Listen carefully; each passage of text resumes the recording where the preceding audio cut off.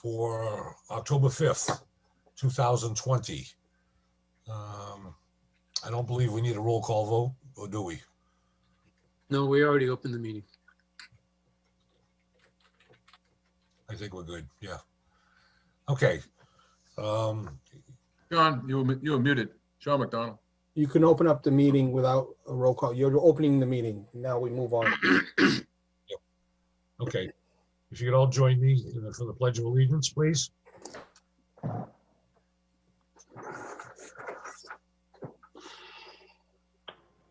Hey, Mike, is the flag coming up? That'll show up. There you go. Okay, thanks, Dan. I pledge allegiance Pledge allegiance to the flag, the United States of America, And to the The republic Republic for its stand, one one nation, nation, under under God, God, indivisible, indivisible, liberty, liberty, and justice for all. Could all please remain standing for a moment of silence for all the men and women, past and present, who help protect us and our great country, as well as the healthcare heroes who still stand today between us and the pandemic. Thank you all very much. Please be seated, Thank you.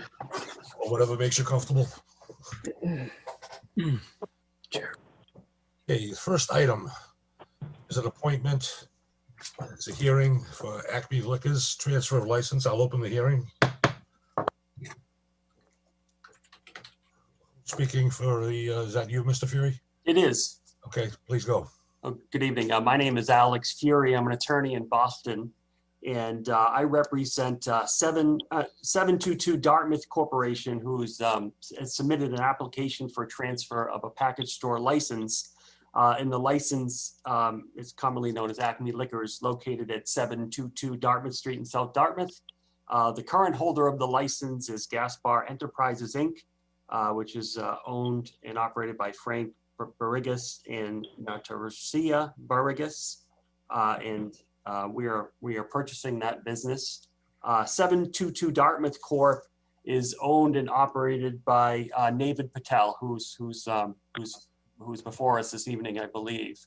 Mr. Patel is a graduate of Northeastern University, 1998. He's been in the hospitality industry for several years, and has recently, the last several years, got into owning package stores. And he owns 4 other package stores in Massachusetts, one in Hyannis, one in Westboro, one in Hanson, and one in Boston. Mr. Patel is well-versed in the service of alcohol. He understands the responsibility that he owes the community, and what a privilege it is to serve alcohol in a small community like Dartmouth. Mr. Patel is tip certified. He trains his employees on how to properly serve alcohol.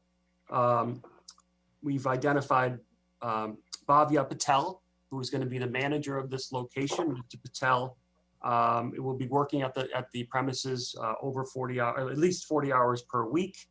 Mr. Patel and Mr. Navin Patel and Bhavya Patel have never had any disciplinary action taken against them. They've never been disciplined, never had any license problems, never had any problems with the ABCC. Again, they fully understand what a privilege it is to service a town like Dartmouth, and they take their responsibilities very seriously. Okay. Any questions from the board or comments? No, I'm glad he brought up about the discipline and any actions before this ABC. That was going to be my question. Some of the previous locations that he owns. So Yep. There hasn't been any disciplinary action by the ABCC. that's good to know. Okay. Clean operation, that's what we like. Yeah, and we're going to be keeping the same footprint as the current store. Great. And really going to be focused on customer service and selection and pricing. So we're really excited to serve your community. And just for the 250,000 people that are watching us, this location is in the plaza of the Big Value. Yes. Okay. I'll make a motion to approve the transfer. Okay. I know this is a hearing. I don't think there's any abutters here. Oh, yeah, true. I will ask. Yep. Is there anyone present that would like to speak against this transfer? All in favor of this transfer? Okay, I will close the hearing. And I'll make a motion to approve the transfer. Thank you. very Second. much. Thank you both.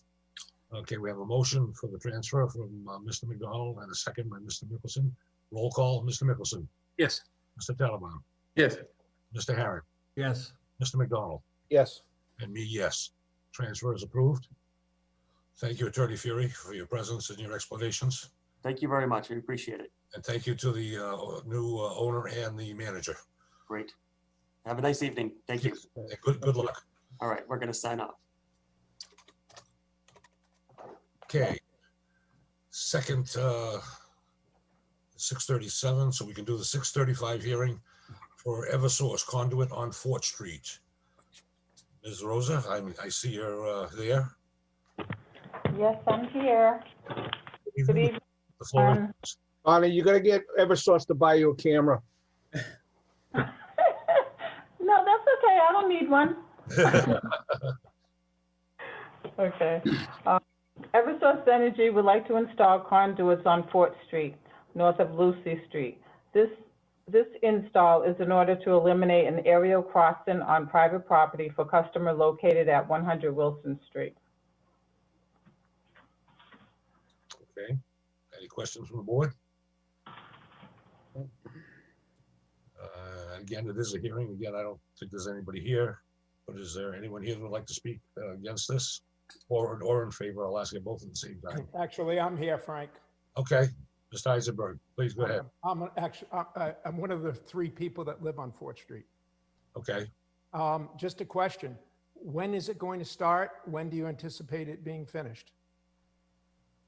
Okay, I don't have that time frame at this time. I won't know until we do the street opening permit with the town to approve the road opening. And also, I'd have to check with our engineers to see when they can schedule this job. Okay. My suggestion would be for Eversource to contact the 3 people living on Fourth Street to let them know as to the timeline. That way they're well aware of when. Yeah. In case Okay, there's any inconvenience to them, that they would be aware of it. yes, I can do that. Would that be okay, Mr. Eisenberg? I guess it has to be. That's a great answer. Yeah, Is what it is, Mark. that's right. I think I've heard that before. Okay, thank you. We'll make sure that they do it. I need a I motion. will, check for you. Gotta close the hearing, Frank, if you're. Okay, yep, hearing is closed. I'll make a motion that we approve Eversource's request, and that also part of the motion that Eversource contact the homeowners in the Fort Street area and let them know as to when and where and how they'll be working on this. I'll second the motion. Any questions on the motion? If not, we'll do a roll call. Mr. Tattelbaum, Yes. Mr. Mickelson, Yes. Mr. Herring, Yes. Mr. McDonald, Yes. and myself, yes. That conduit is approved or whenever. Okay. 6:37, another hearing with Eversource. I will open that hearing. 2 poles on Fons Corner Road. Donna, it's all you again. Okay. Eversource Energy would like to install 2 new poles on Fons Corner Road, south of Old Fall River Road. This install is in order to accommodate service for a new solar site being installed by the customer located at 560 Fons Corner Road. Okay, any questions from the board? Is a hearing. I will ask, is there anyone here in favor of this, wants to speak in favor of this 2 poles on Fons Corner Road? here would like to speak against it? Okay, close the hearing. Board's, Make a motion to approve. Second. okay, we have a motion to approve in a second. Mr. Tattelbaum, Yes. Mr. Mickelson, Yes. Mr. Herron, Yes. Mr. McDonald, Yes. and myself, yes. You're all set, Great. Donna. Thank you. Have a good evening. Thank you, Donna. Bye. Nice to Bye hear, now. nice to hear from you again.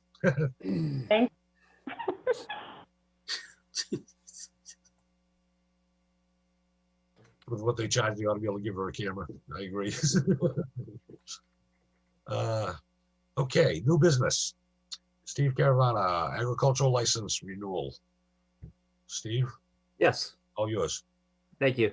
I'm going, well, actually, I'm in year 6 of farming oysters out in the outer Pontigansa, outer Paydnarum Harbor, over on the east side. Things are going very well. I've been very productive the last 6 years with the license. I would respectfully ask the select board to approve my aquaculture renewal application. I will say I've never heard anything but positive things about your adventure out there. So that's And all. to accept the renewal. Okay. Second. All right, we have a motion and a second. Any questions, comments? Okay, Mr. Mickelson, Yes. Mr. I had a comment, excuse me. Sure, go ahead. Steve's request was retroactive to November 2019. Is that what we're doing? Yes, yeah, they, for some reason, I never got notice from the select board that my application was up for renewal. So yeah, it's retroactive to November of 2019. So what are we exactly voting for? Time period. So retroactive, so I guess the retroactive from November, I don't know the day, but 2019 to, and this is a 2020 application? Correct. Okay, so from November 2019 through the year end of 2020. Well, actually, I think the license period is for 5 years. All right, okay. Well, yeah, that was my question. We're voting from 2019 plus 5 years, Yeah, so it would be You say- 2024, I guess. basically So 4 the years. better- 4 the years. better huh? would- Excuse me, I'm sorry. Go ahead, sir. 2024. I would say that the motion would be to renew the license effective November 2019, right? right, effective November 1st, 2019 through October 31st, 2024. Right. Okay, we have a new motion. Let's go through this again. We have a motion by Stanley, and who seconded that? Mr. I did. McDonald. Okay. Roll call. Mr. Mickelson, Yes. Mr. Tattelbaum, Yes. Mr. Herron, Yes. Mr. McDonald, Yes. and myself, yes. You're all set, Stephen. Thank you, gentlemen. I appreciate it. Thank you. Great job. Good luck. Keep up the good work. All right, thank you. Okay. Item B, town moderator request for a remote town meeting. I know Ms. Haskell is there. Melissa, I am. Hi, how are you this evening? good. How you doing? I'm seeing double. I'm well, thank you. Double. I am before you this evening because I am requesting once again that we host a remote town meeting, and that Zoom webinar be the primary platform. Like we did for our spring annual town meeting, we will also have a dial-in number for those who are concerned about calling in via Zoom or don't have a computer. For those people that would like to call in to town meeting to participate, what we've done in the past is had those town meeting members register with the town clerk's office. So Ms. Aruda and her team would take down their telephone number that they would be using the day of town meeting and record that for us so that we could identify them as town meeting members and they could participate that way and still be able to vote and ask questions. At town meeting, we do a roll call vote with those people that dial in. Once again, I think it's a remote town meeting, a lot of sensitive environment where the COVID virus is active, and a remote town meeting would enable the town's legislature to meet without compromising the health of any participants or the broader community, and also not requiring that our representatives make a decision or have to choose between protecting their health and discharging their duty as a representative in town. So that's really once a week remotely. Sounds good. So, yeah, since we're old hands at this now, this ought to go real smooth and be nice, because it was a great job by everyone last time. Mhm. Well, Well, considering, and you know, I was just gonna say, I would be remiss if I didn't tell you that we did get quite good feedback from the people that participated. And like we did last time, we will be hosting a practice session. That information has been sent out, I believe, already to town meeting members, and there will be connection instructions at our next, as the warrant packet goes out. Dr. Cynthia Marland, her team, I'm Peter Chase, some of the IT professionals from across the town, Tony Souza, Tom Faraz, Franco, Michael, Jonathan Gallup, instrumental really and key to the success of our last town meeting. Okay, just so you know, you're fading in and out, but we got the gist of what you said. Yep. Mr. McDonald, Sorry. go ahead. yeah, well, considering that we just received today, the Commonwealth's new guidelines, I guess on the opening up of the state limits indoor gatherings to 25 people or anything over needs requirement of the Board of Health approval. So I guess this is a great timing to do this again. So glad that the board had thought about this beforehand. And I know the experience was well received across the board. So I look forward to this. So I guess the proper thing right now would be to approve the request of the town moderator to hold the meeting of October 20th, the fall town meeting of October 27th via Zoom. That's my motion. Second. Okay, Mr. Tattelbaum, you had your hand up? Yeah, I just couldn't agree more that what was pulled off last time was fantastic. And I see that the one tiny flaw was the sign-up period, and I see you've extended that to try to get that done, which I thought was a really great idea. And once again, congratulate you on trying to make something that was good even better. So it seems Thank you. clean that up, it's going to really make even a better experience. And I think the success of that sign-in period is going to be contingent upon town meeting members trying to get on early. They can connect Right. early, so I'm glad you raised that. They can connect early and stay connected until the meeting starts. And it's just one of the challenges with this is just getting all of our town meeting members signed in, and I think it's a function of the platform. But again, I appreciate the entire team's town team's work to continue to try and improve this process. So thank you for noticing. Yeah, so someone who signs up early at 5:30 is going to basically tie up their computer until the meeting starts. It is, Okay. it is, but it will help with the bottleneck so we can start on time. I mean, they can sign up and walk away until Right. until the meeting I starts. think these people need to know that because I think plenty of people want to get on early and they'll be happy to sit and wait or come back to it. So great job. Thank We you. should get the Let's early come back rise. to it, right? That's a great point. I think we should Early get the rises, yeah. early rise as a coupon at one of the local coffee shops. Yeah, if we're still doing it. Right. I mean, it's a 7 p.m. meeting. It's a PM meeting, just to be clear. Yeah. I was gonna say, if we're still doing this 5 years from now, it ought to be so easy. It'd be like falling off a log. Jesus. Any other comments? I second Sean's motion if it hasn't been seconded. No, it's been second. Okay, sorry. All right, so roll call. Mr. Tattelbaum, Yes. Mr. Mickelson, Yes. Mr. McDonald, Yes. Mr. Herron, Yes. and myself, yes. We're good to go. Well, Thank thank you, you Melissa. very much. Thanks, Melissa. Thanks for your support of this. I appreciate it. Oh, Thank you, absolutely. everybody. Thanks. Here, Sarah. Okay.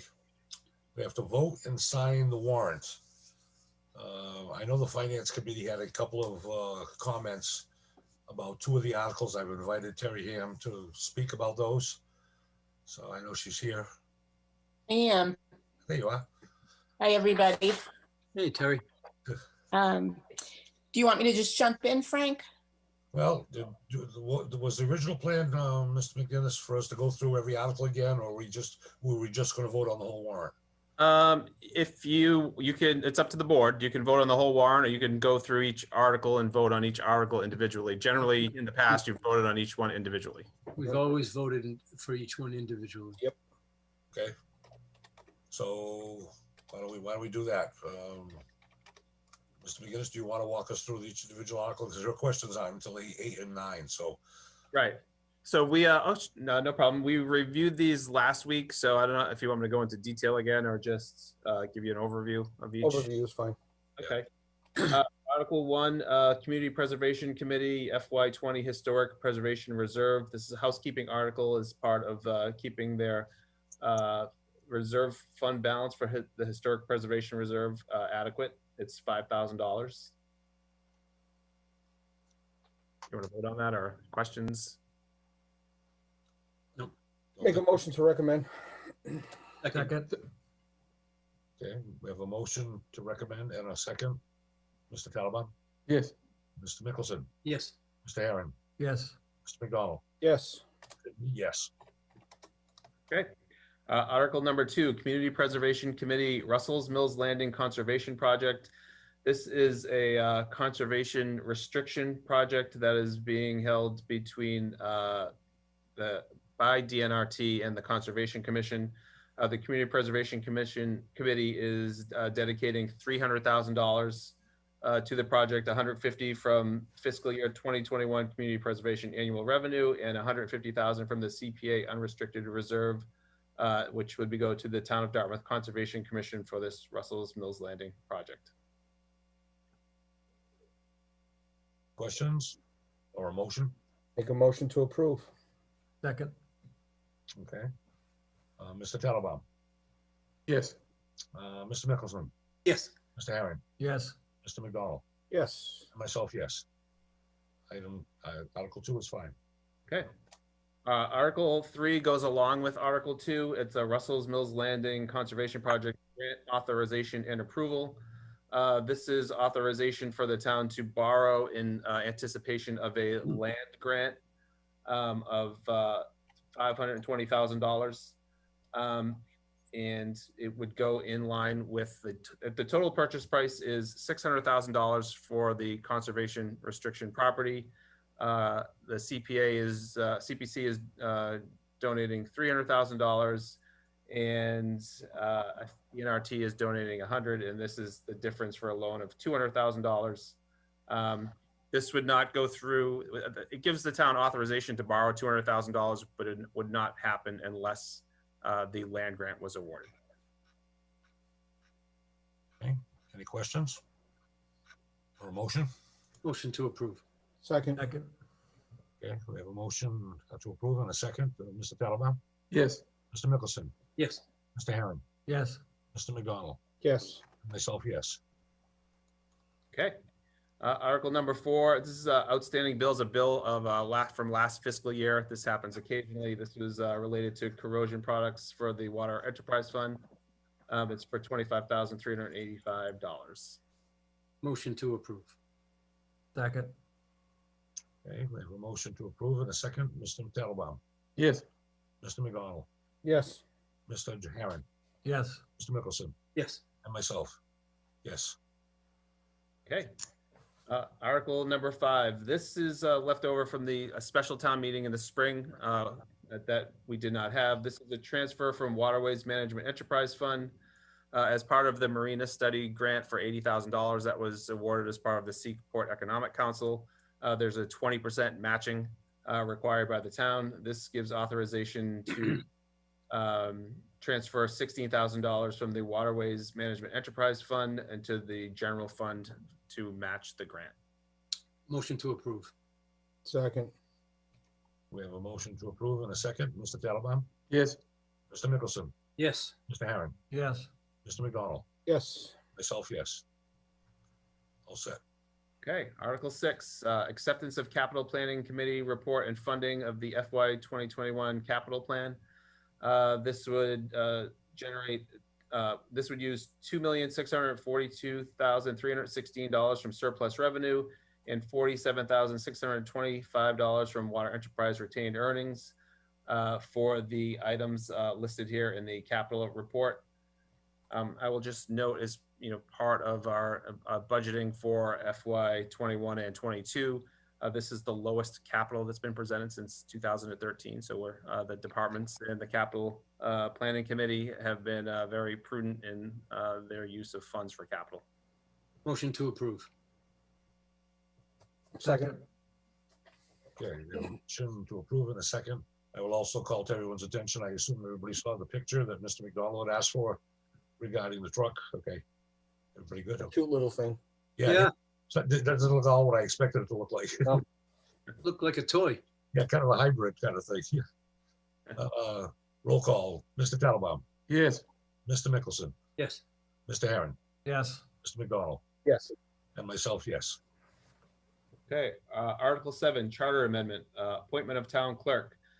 This is an amendment to the town charter that would make it transfer the clerk's position from elected to appointed. And there's a number of changes that need to be made in the charter to accommodate that. And they're listed here. Motion to approve. Question. Question, Mr. Tattelbaum? Yes. I've had a few inquiries about the just the simple timetable of bullet points as to how this works and where we would end up. Could you, in a short sentence or two, could you? Yes, certainly. So if it were to pass at the fall town meeting, it would go to the ballot vote at the April town election. In unison with that, the town clerk's position would be up for election.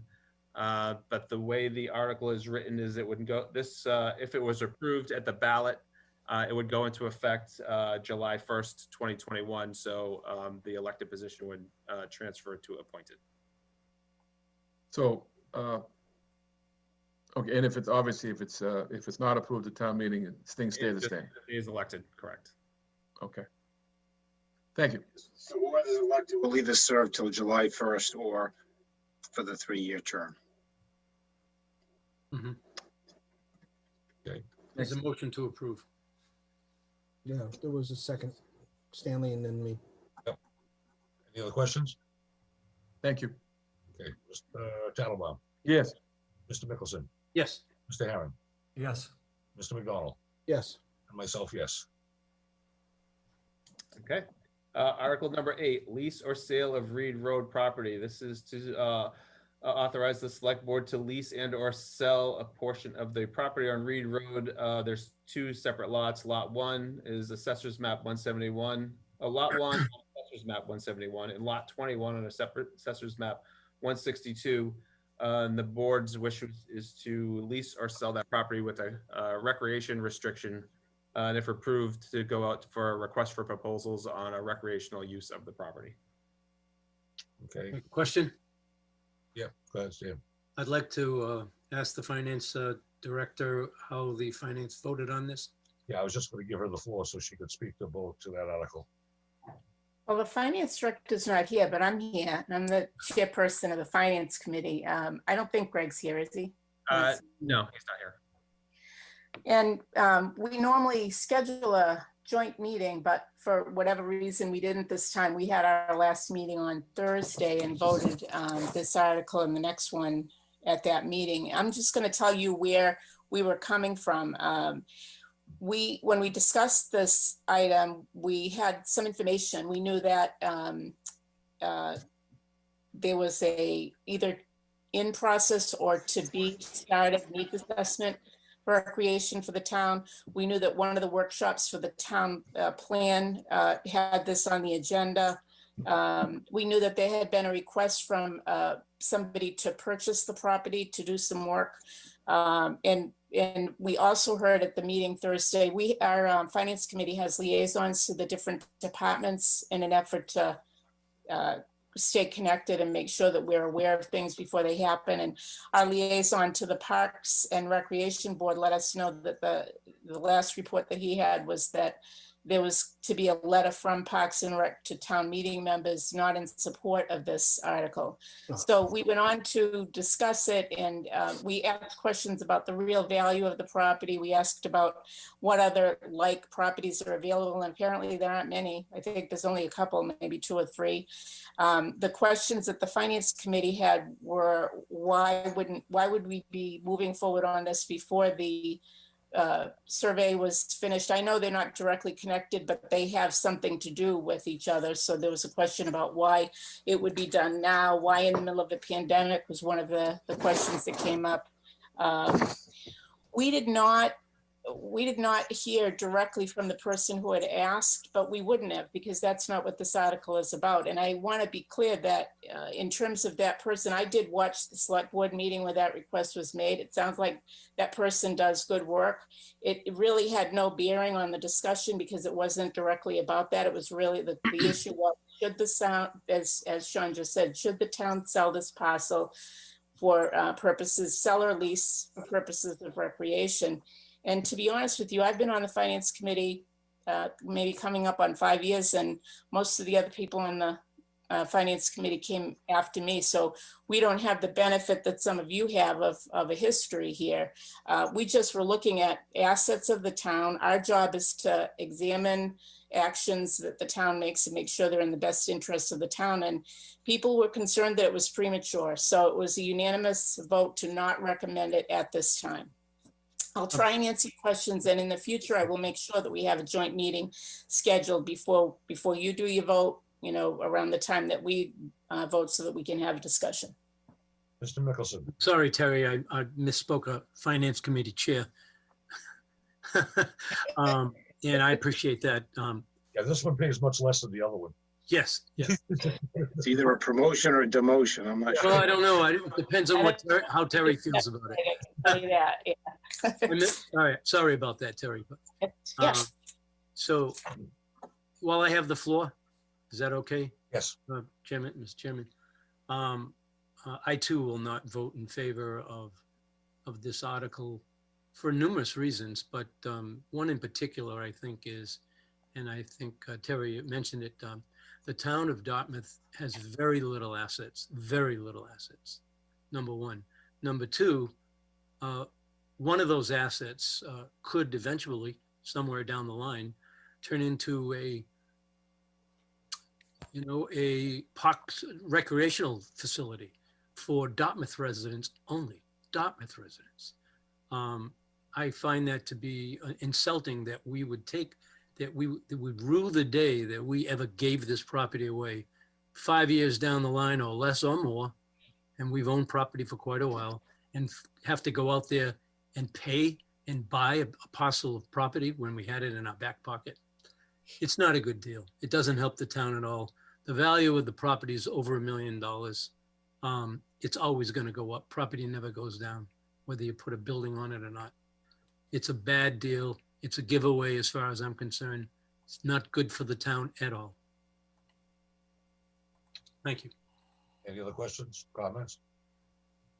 I am, but I want to look at something first before I make a comment. So I just want to double check something real quick. Okay. And one other thing, I'm sorry, maybe the town attorney can answer this. We could be subject to legal issues somewhere. If this goes through, we might be involved in a legal action. And so that means that we'll have to pay even more money out to defend something that we already own. Not good. I don't care if the property is worth $50. It's just not a good idea.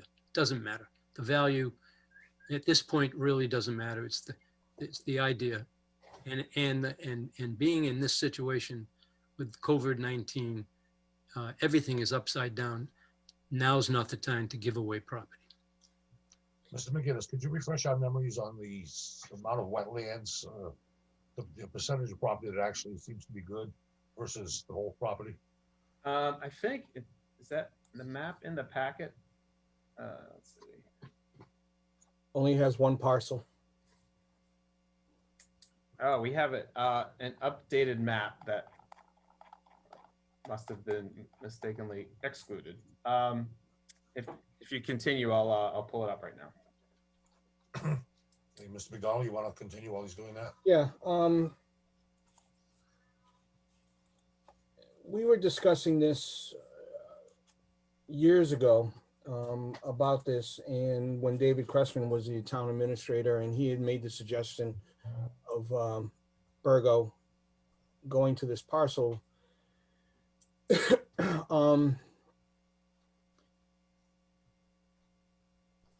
Frank and John have consistently been talking about the finances in this town as to whether or not going forward, the town is going to be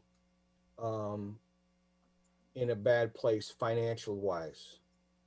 These are two parcels that are currently not on the tax roll, that will be going off the tax roll and putting money into the town as far as the cost or whatever, if it's sold, if it is sold. If it's leased, it's something different. What Parks and Rec is planning to do, no one knows.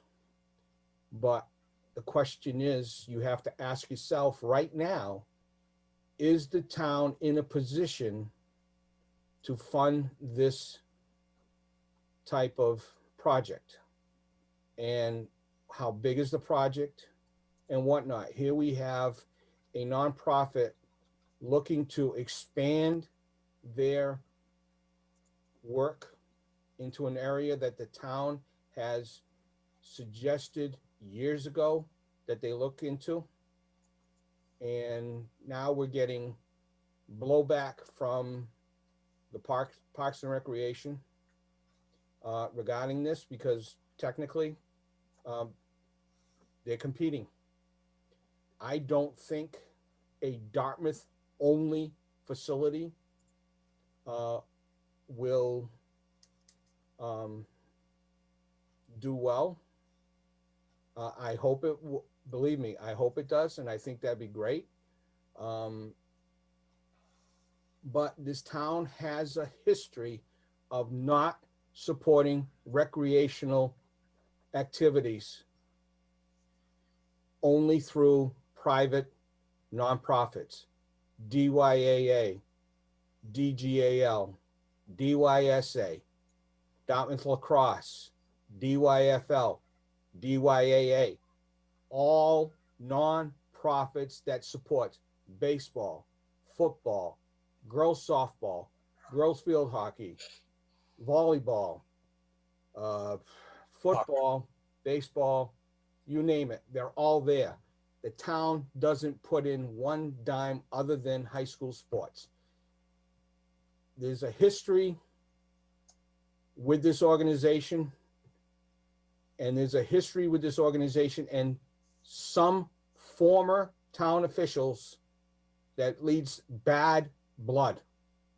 And it's time that we step up and support people coming in wanting to do something. There's some, and I this is my neighborhood. I'm going to get racked big time by some of my neighbors because of this. And it's already starting to come out on social media. I don't care. This is something, it's time. I feel this is necessary. I feel this is right, and it's the right thing to do. Yeah, I would add to that if Mr. Burgo is lucky enough to be the successful bidder, assuming this goes through, he certainly has a history of doing good things in the town for youth. The fact that some outside of town youth are involved is a good thing. Youth know no boundaries. They'll go play basketball anywhere. I know I did when I was a kid. It didn't matter what town I was in or city. I would also say I would agree with Mr. McDonald If there's a different plan on the table, the town is in no position to fund it now or in the foreseeable future. So I personally see no problem with this moving forward and see how it turns out. Excuse me, Mr. Chairman, Yep. the question on the ballot has got nothing to do with this man's business, nothing. That's why I said if he was a successful bidder. It's a model we have in But the mind. discussion we're having now is out of order. The discussion No, is, it's not. I'll decide what's out of order. I said if he's a successful bidder, because you have to have a model in your mind about what you think is going to be there. well, we've never seen anything. There's no model. I've never seen a diagram on a piece of paper that what this person is going to do. I've seen, Nothing. Never seen a thing. as a board, we've seen dozens of professional drawings that he had done when he was looking to purchase the BBA property. So he might have to adjust something because of the size of the property and that, but we all know what he would have planned. And that's indoor courts, that's a walking track for seniors, and extended soccer and any sport that he could fit on that he would do. And to me, that sets a good example. I think that, again, I don't want to get in the discussion at this point of what the property is going to turn into, because the question, again, has got nothing to do with what's going to happen if and when. But, if you want to talk about a need for something, the town needs an indoor facility for Dartmouth residents, young children from Dartmouth. Yeah. And the only way we can successfully do that is to have a building on our property in our name, period.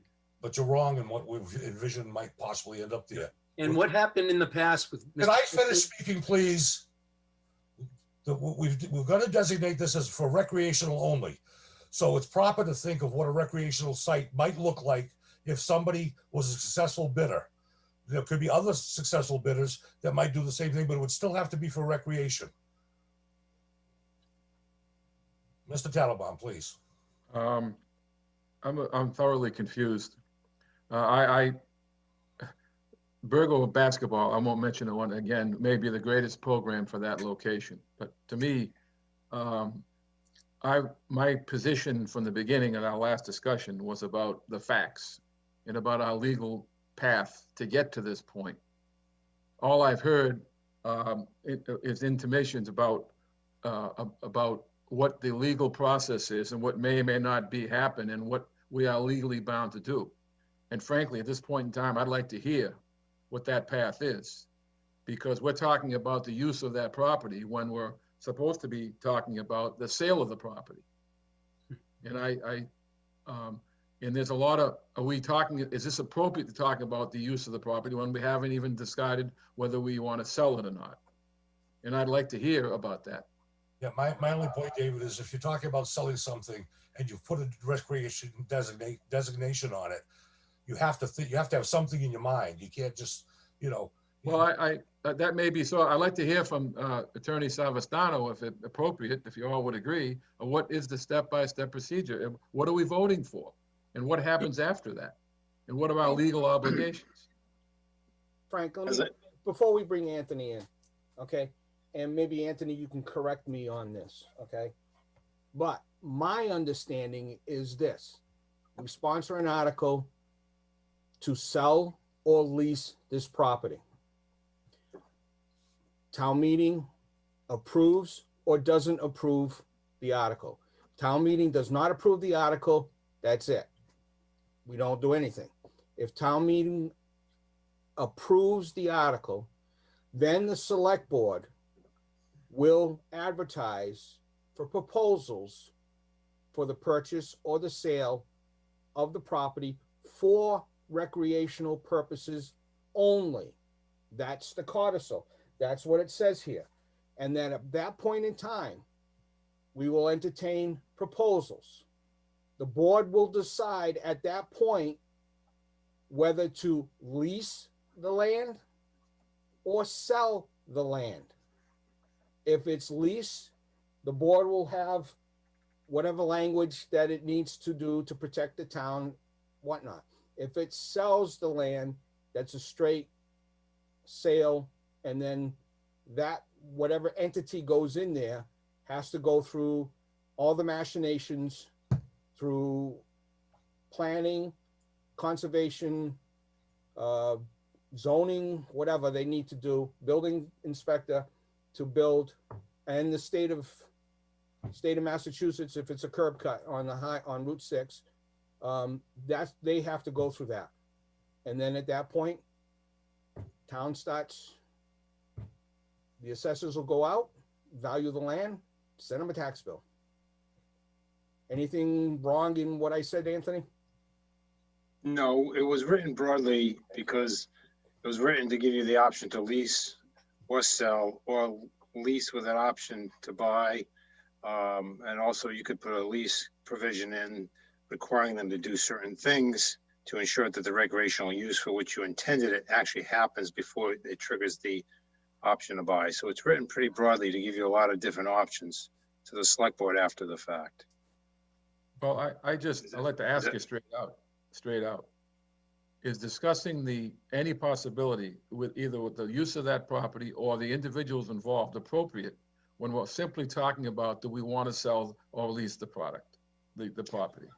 You can talk about the restrictions that you want to place on it. For instance, we wrote active and or passive recreational purposes. Yep. You can limit that to it more specific, or you can make it broader. You can limit it to youth, or you can make it youth and adults. You can make it broader. That would be up to the select board. Again, that's why the article's written it, and with such a broad stroke to give the select board some authority after the fact to tweak exactly what they want to do. But it is not a foregone conclusion that this goes to Burgo basketball. It would be, you have to go through the 30B procurement process. I understand that. I'm getting a lot of, this is very troubling me, the whole issue. I'm getting a lot of people coming to me and saying, this is a done deal. We're not voting for this. We're voting for the end result of the vote. And I just feel like we're steamrolling this. Are we voting to sell or lease the property, period? And is any discussion about the use of it afterwards? No, the article has a restrictions in there for active and or passive recreational purposes only. Right. So you couldn't sell it to Walmart. No, I don't mean that. I'm talking about prior to this vote and even at town meeting. Is it appropriate to be talking about the eventual use of the property? Who's going to get it, what they're going to do with it? The use of the property, but not who. Well, we've been talking, exactly. And I'm not against any issue or any project that comes along as part of their proposal. All I'm saying, we're talking about, in fact, we're talking about the end user at this point. I think it's inappropriate, and I think it will be inappropriate at town meeting as well. And the other issues is, if this land is worth $1 million, what are we going to sell it for? And that's another whole issue, which I think is also inappropriate. But that's come up in terms of the value of the property. I think people should be part of the process. What are we voting for here? What do we want to rent it or lease it, period? Excuse me, lease it or sell it? And if that's what the vote is. Yeah, but again, I put in the lease option because I was trying to come up with different ways to assure that the ultimate purpose that you intend, whether for youth recreation or, specific types of recreation or broadly, that you would have different mechanisms to ensure that you would get that recreational use in there. So the lease was just to give you an additional option on a lease, with an option to buy. Yep.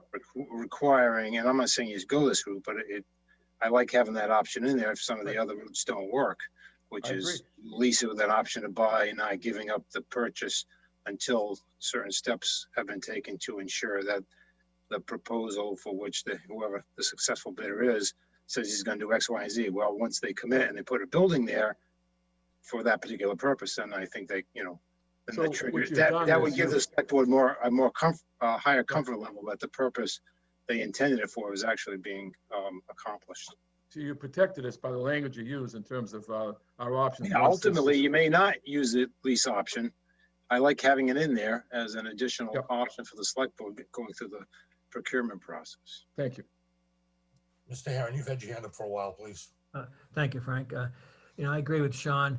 you know, as Sean said earlier, the people that participate with their children in sports drive to the southern part of town. It'd be nice for them to have something in their part of town. Also, the seniors right now walk in the mall.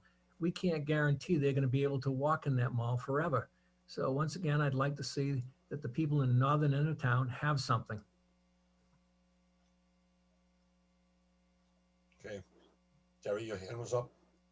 Yeah, I just wanted to say that what just happened here tonight is the concern that we have, because all of these ideas and people have a lot of different ideas about what should happen here, but there isn't, why is this property being sold?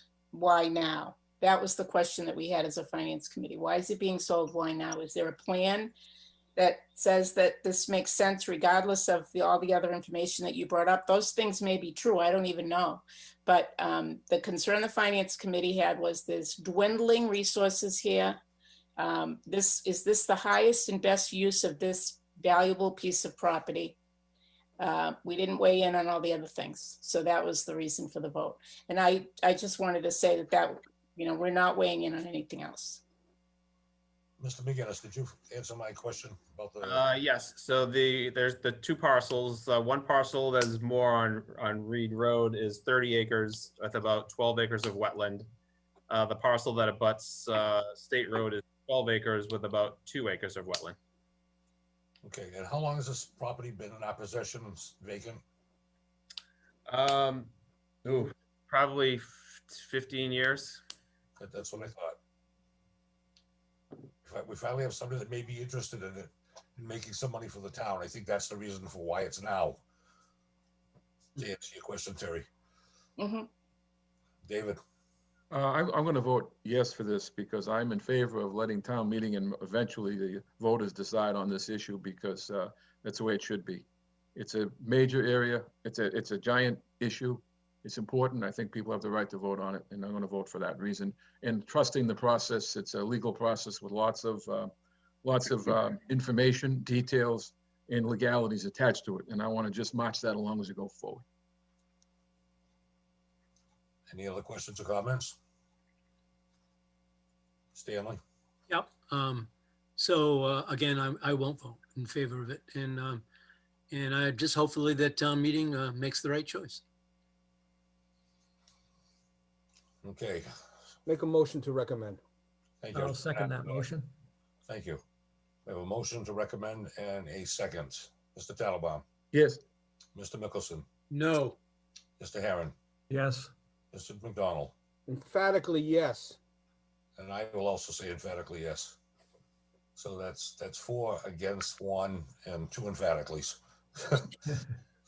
Unbelievable. I heard that, Stanley. Yeah. Disrespectful.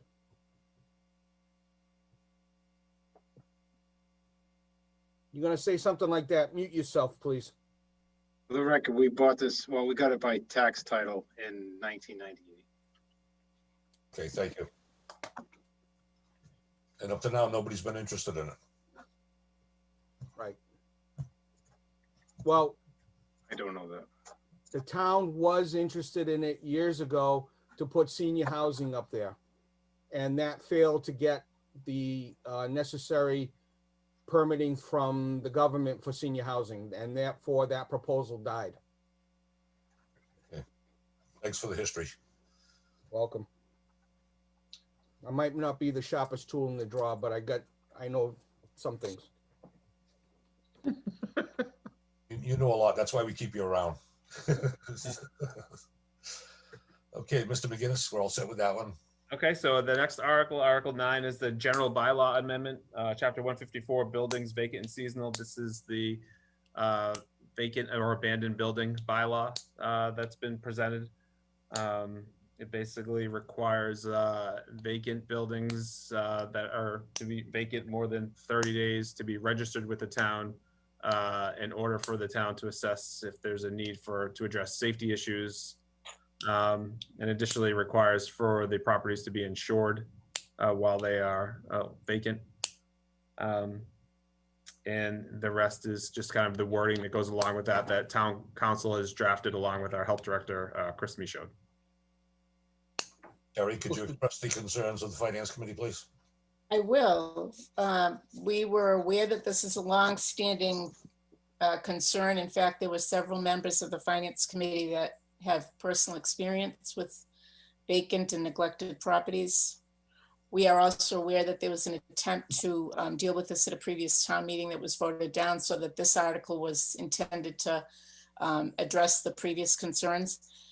The Finance Committee was not unanimous in this vote, but the majority were concerned about language like well-kept landscaping being left open to an inspector. They were concerned about a 30-day vacancy, given how long it may take to find people to occupy a property if you own and you rent.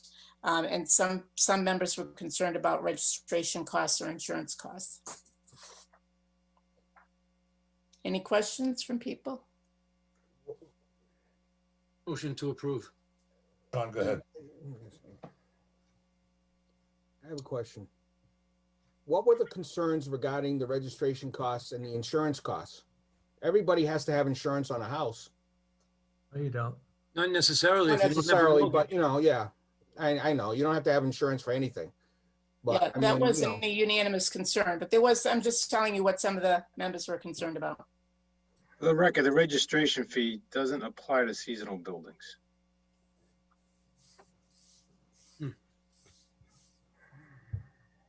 Is the 30-day vacancy a concern for anyone else? And the $50 registration fee, select board can do whatever it wants with that. What is There was a lot of work well-kept? went into this bylaw, and this has been a big concern of the Board of Health for a period of time. The last time it failed, it wasn't because people were against the bylaw. My recollection is because people brought up the issues of houses down in Nonquit and seasonal homes, and so we made an effort to distinguish between seasonal buildings and seasonal homes and vacant buildings. That was the issue that caused the failure last time, is my recollection. Is the 30-day vacancy something we should or could change? You I wouldn't could- go beyond 60, because at some point, if you put 6 months, then what's the point of the bylaw? And it takes a while to determine if something's vacant. You know, the building commissioner, the first day somebody goes on vacation, the building commissioner isn't going to, and certainly isn't going to have time to go by and look at the property and start counting down the days, I wouldn't think. I know Mr. Misha, I didn't get a chance to talk to him, but based on his communication with me, I prefer that it doesn't go anything longer than 60 days if you're going to extend the 30-day deadline. Is 60 something we should consider? Well, I think the rationale is that if the town is hearing about a particular property that is neglected, it's generally been neglected for more than 30 days to start. So this gives the opportunity for, if brought to the town's attention, to monitor it for 30 days, because it's probably already been, in its state for more than 30 days. So going longer than that would just allow the issue to exacerbate before being dealt with. If you went to 60 days or 90 days. Yeah, my only concern is that if I don't know if it would be enough, but changing it to 60 would help us get some more support from the Finance Committee. Because I would like to see this pass, because we've been down this road before, and I don't know if changing it to 60 would be enough for the Finance Committee to jump on board with us. But it might make a difference. That's all I'm saying. We finished our meeting, so in order to reconsider this, we'd have to call another meeting. That's the only thing that I can say to you. And the warrant has to go out on Wednesday. Is that right? Correct. So, yeah. Mr. I mean, I do, that was one of my notes in regard to the 30 days seemed awfully quick, because it does go by quickly. But I'm looking at it a little different perspective. Say this whole thing passes and there's a handful of properties that really, the ones we really want to clean up, now we're able to do it. I'm looking at it more now going forward, when, you got one here and one there, but you have action you can take. Is the 30 days, and I'm asking this to Anthony based on your input from the other people you worked with, do you still think 30 is necessary, or would it be better to stretch it out a little more to give, sounded like it would give it a little more flexibility? If you think it's needed to gather the support of the FinCom, I know I agree with what Mr. McGinnis said, is you usually don't know for 30 days. So at some point, and the other important thing about this bylaw is, I believe if you talk to the fire chiefs, they're in favor of it, because when they show up at a fire, they want to know if somebody's been living in the house, if somebody's in the house. The registration gives them very valuable information. So my recollection is last time the fire chiefs were in favor of this, but I'll let them speak for themselves. Darren? I'm going to vote against this. There's a house in Padenham that's been waiting for like 6 months for land court to address a title issue, and it's been vacant. People are paying insurance on it, keeping the property up, but this would put them in the sights of this law, and it's wrong. It's overreaching. Well, I don't think there's anything about the bylaw, if it passes, that would force something to happen. If somebody has extenuating circumstances, I would think that would be considered before any kind of enforcement would happen. That's just my take on it. I would think that'd be true. You're right, Frank. It doesn't. We shouldn't arbitrarily do this. There has to be some form, some type of meeting that you could have with the owners or the legal teams that control the property. But it says vacant property, and this house has been vacant. I want to say again that most people on the committee have had experience with a vacant and abandoned property or neglected property, so they get it. It was the concern about how much was left to interpretation. That was the issue of the landscaping, for example, was of concern. And I don't recall seeing much of what you're talking about right now in terms of process. What happens when, if that were laid out, that might have made a difference. I'm not sure, but it seemed to us that the building inspector, whoever was going to be the inspector, was the person who was going to be determining this.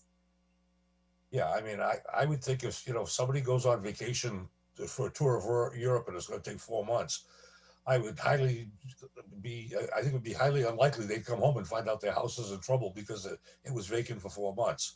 So I think there has to be some sort of process that protects real homeowners as opposed to the target properties that we're actually aiming for. So again, that's just my take on it. I'm certainly in favor of us having a tool in our belt to be able to clean up some of these. I mean, the zombie houses, some of you folks don't like me using examples of things that are down the road and not necessarily in the thing, but to me, the zombie house is a perfect example of this. The neighbors have to put up with syringes and needles that are all over the place. The place is a fire. There's a death trap. It's a fire hazard. It's open. That some kids could go in there. The door isn't even nailed shut. Some kids could go in there and use it as a clubhouse. We have to have something that allows us to deal with those properties. And as the way things sit right now, we can't. So.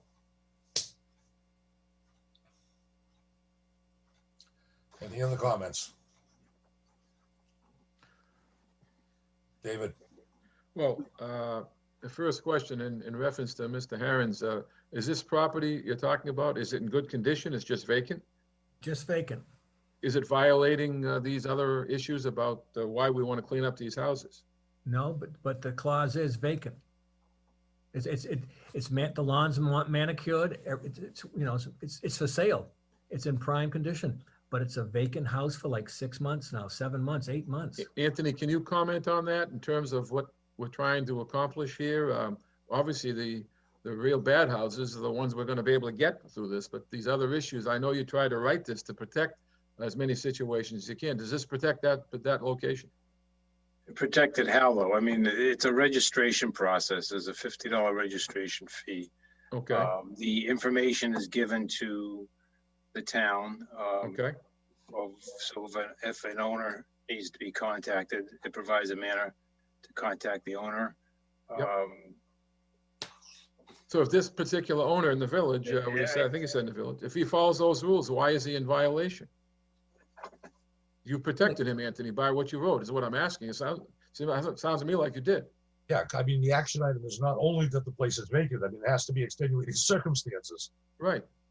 I mean, you've had the registration, Why are you doing that? Because the fire chief It- wants to know there's nobody there. Okay. There's so you know. maintenance requirements, so for instance, you have to promptly repair broken windows, doors, and other openings in unsafe conditions at the vacant building.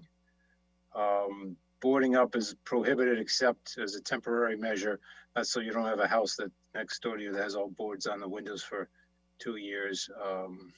The director may extend this period of time. The director is the director of inspectional services, our building commissioner.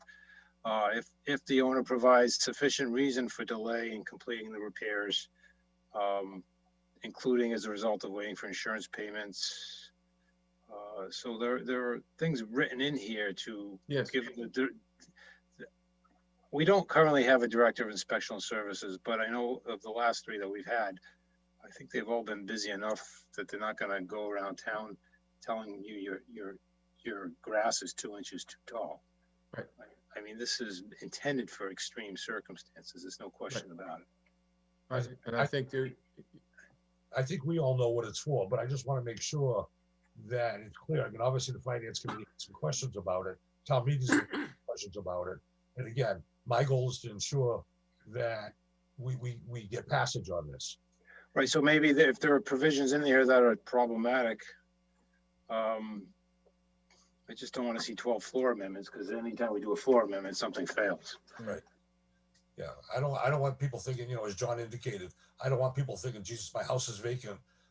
It's going to fall into this category and I'm going to lose it. I mean, that's not the intention. We have to be clear about that. I mean, there are specific things. I mean, this is one of those things that anybody that looked at a house would be able to tell whether it fits or doesn't fit. But legally, you have to have enough provisions so people, that makes that the judge's job easy. So it knows, yeah, that house fits the category. No, that house doesn't fit the category. That's all I'm saying. I'm just, we can't wait until after town meeting and try and fix it, because we'll be right back where we started. So if there's something. Well, I know there's a house down the street from me that thankfully somebody finally bought it, but for years, I don't even know if it was vacant, but my God, it looked like a junkyard. Grass is 2 feet tall, etc. But somebody bought it and cleaned it up and I think built a new house there. But I mean, that's the stuff it's intended for. It talks about these maintenance requirements. It talks about giving the director some discretion to not demand repairs right away if there's an insurance issue. It requires removal of trash and graffiti. So again, I would say if there are certain things in here that are objectionable, if it's the $50 registration fee or something like that, then you address that now, but I'd rather have it fixed now before it goes to the floor and have 12 floor amendments. I agree. Stanley? Yeah, I voted in favor of, you know, to approve this, to sponsor it, but I live in, I'm a direct abutter to Hawthorne Country Club, which I'm sure most of the people who live in the town of Dartmouth have not been up to Hawthorne to see what's happened here. We have, talk about disrepair. We have grass and shrubs that are growing on we had a beautifully manicured golf course that are 6 and 7 feet tall. The greens are fully engulfed in shrubs and you name it. The building has broken windows. I call the cops or the chief or somebody every other week with the kids breaking in. That's all we need. And fortunately, we had some rain lately, but we had such a horribly dry summer. And you talk about what happened in California. God, thank you that some kid smoking or whether not on purpose flicked his cigarette out and caught all this adjacent land on fire. We would have lost all of our houses that abut that property in hours. They'd be gone. And it's atrocious, absolutely atrocious. 1 week I hear that it's sold, another week I hear it's not sold. The grass hasn't been cut. I asked the owner or former owner if we could pay as an association to cut the grass at least to protect us. He wouldn't let us on his property. It's an eyesore, but more importantly, it could cost somebody's life. I mean that sincerely. Mr. McDonald, did you have your hand up? Yeah, I think it would be, I think it would be a good idea for our emergency services personnel, the fire districts and also the police to know which buildings are vacant. You know, if the homeowner has, such as the example John gave, that they're having a problem in land court, that's an easy thing. The property is maintained, the property is taken care of. It's just vacant because of that. That can be waived. The fee can be waived, on those types of circumstances. The house on Sable Avenue, that should be a registered building that the police know that it should be vacant, that the fire department know that it's vacant, and that it be maintained. That's what this is targeted. Common sense and government generally don't go hand in hand, but this is something that's common sense. Something like the Sable Avenue home, something like the Hawthorne Country Club, so that's what this is targeted for. If you don't live near one of these properties, then you don't care. It's kind of overreaching. You live near one of these properties and you see the town trying to make an effort to have the properties taken care of, then you say, well, good, because right now we have nothing.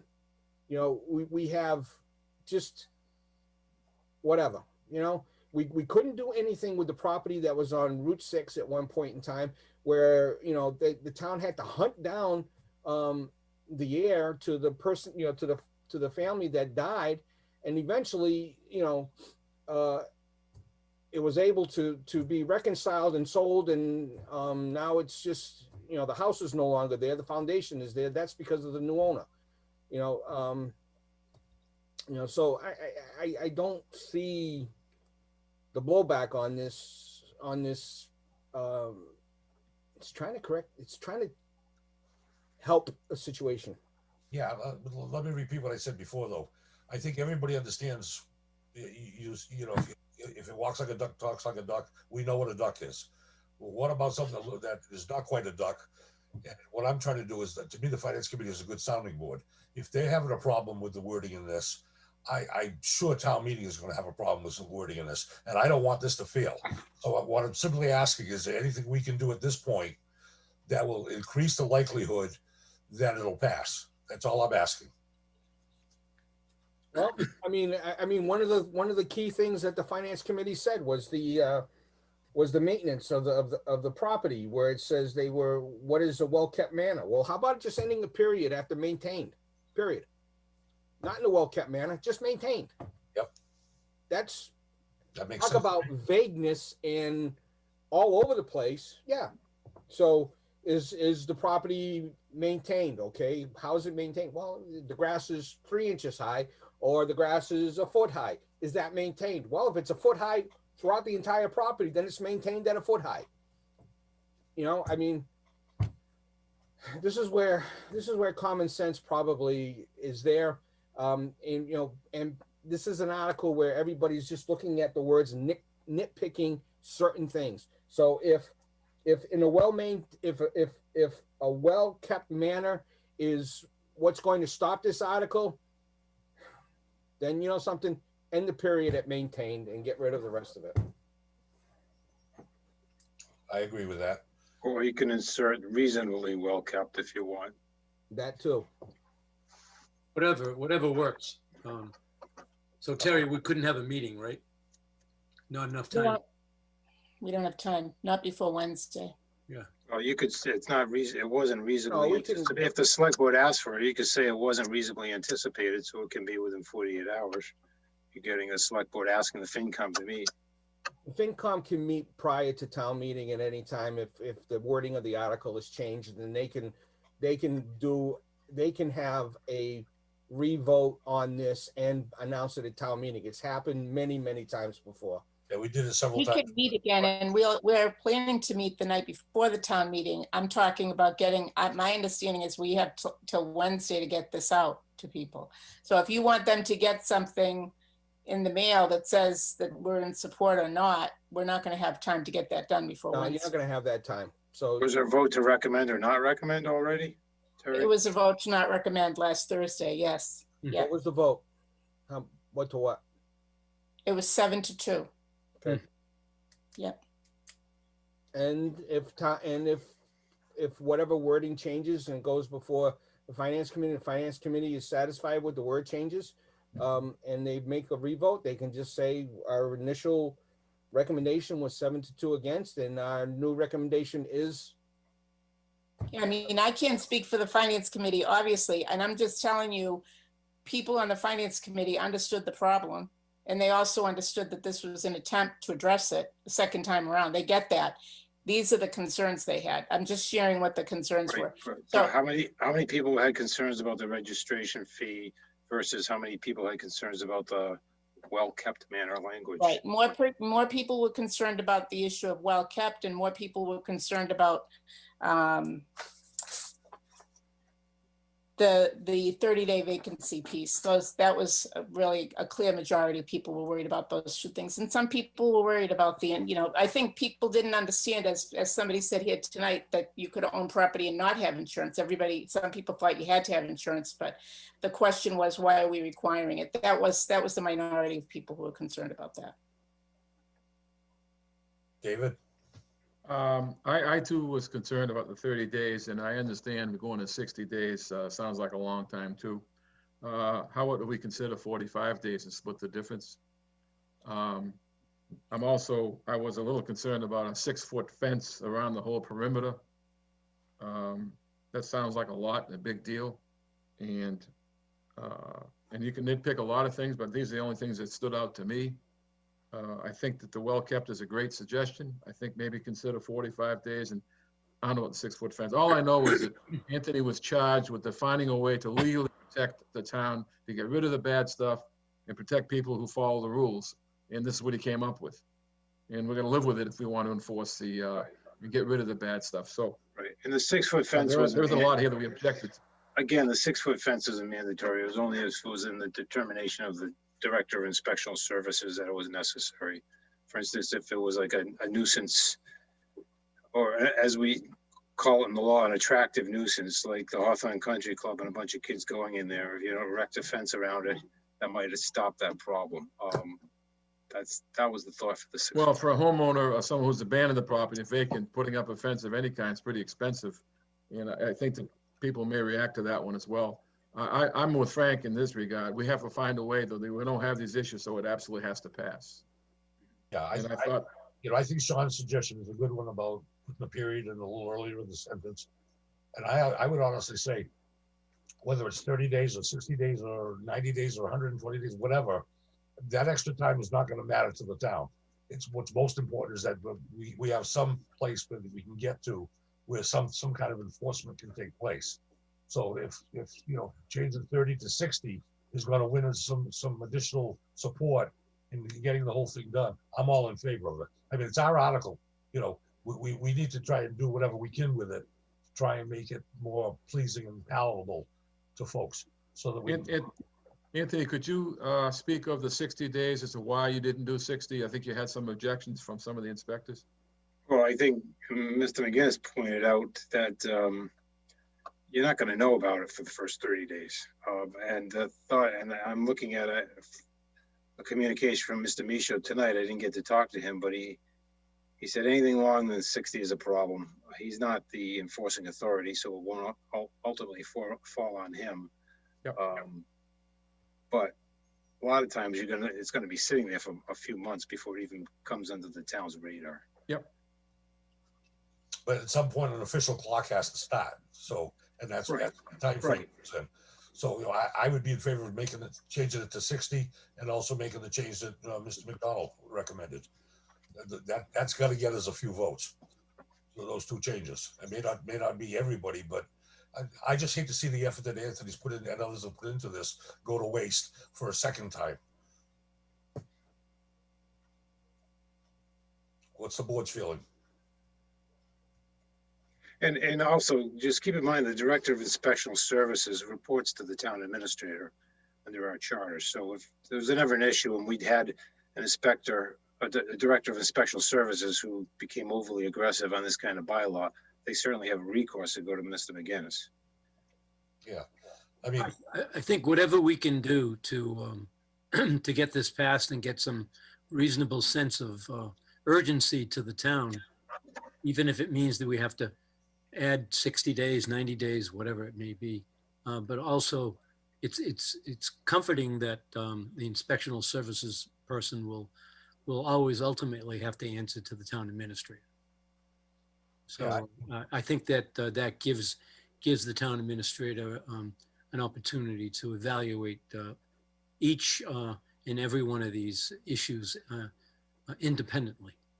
yeah, I mean, as I said before, everybody knows what the right thing is and what people are looking for. Right. What people worry about, though, is the written word that makes something carved in stone.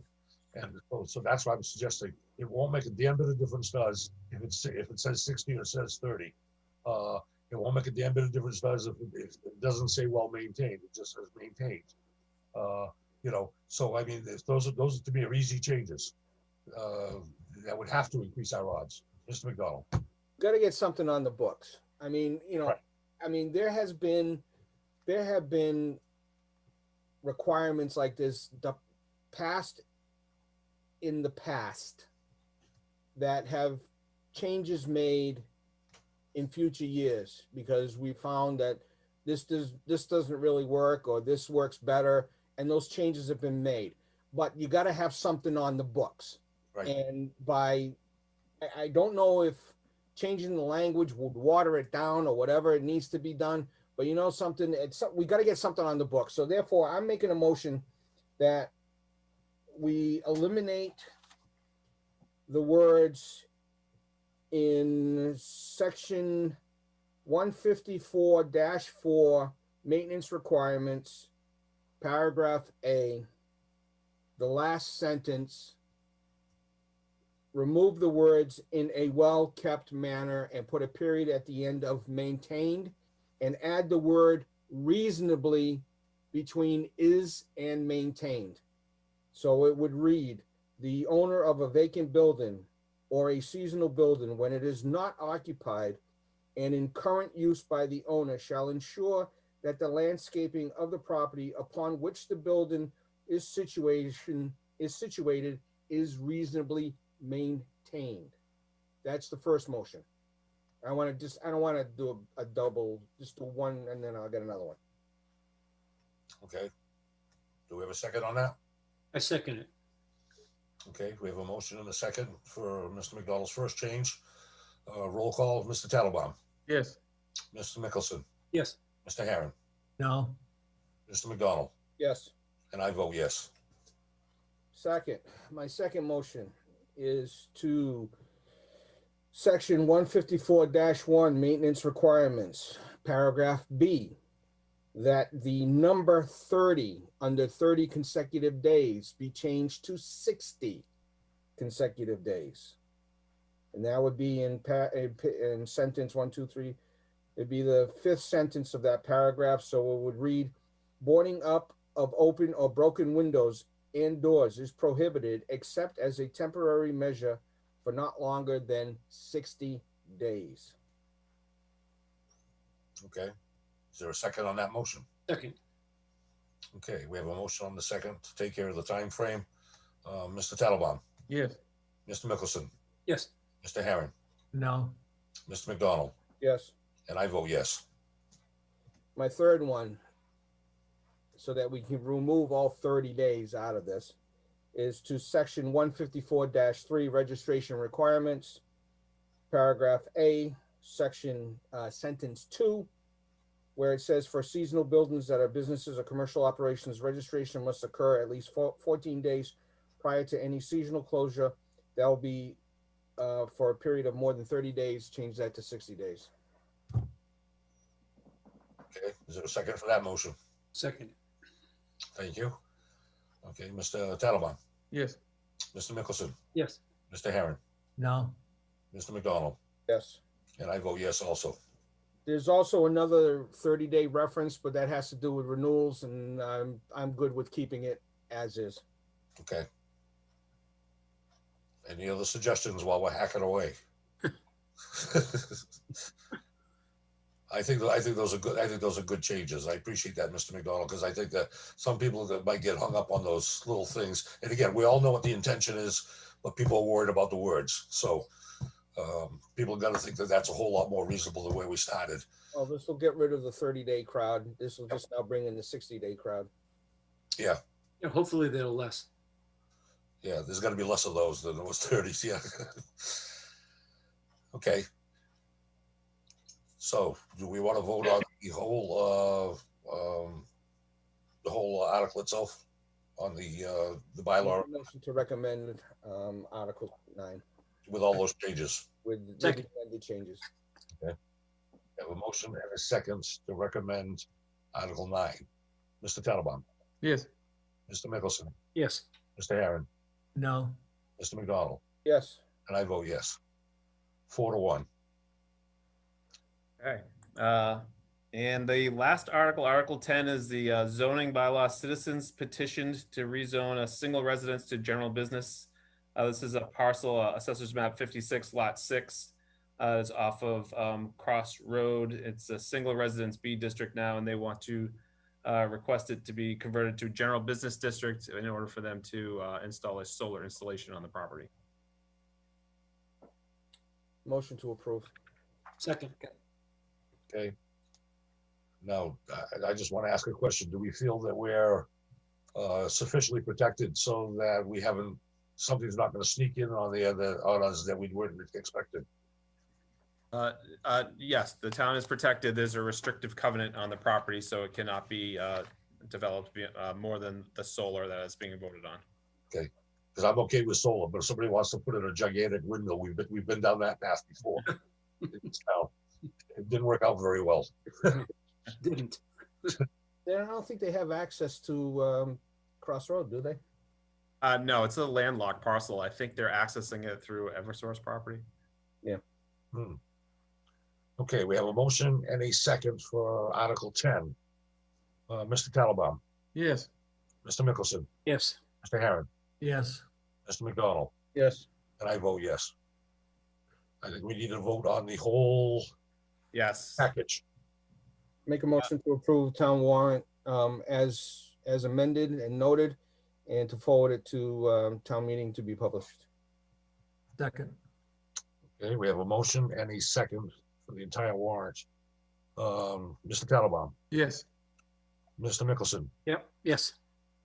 Mr. Herron, Yes. Mr. McDonald, Yes. and I vote yes. Mr. Greasy, you may want to take another vote just to vote to stamp the warrant because you will not be around to sign Make a it. motion that we authorize Mr. McGinnis to stamp our signatures to the warrant. Second it.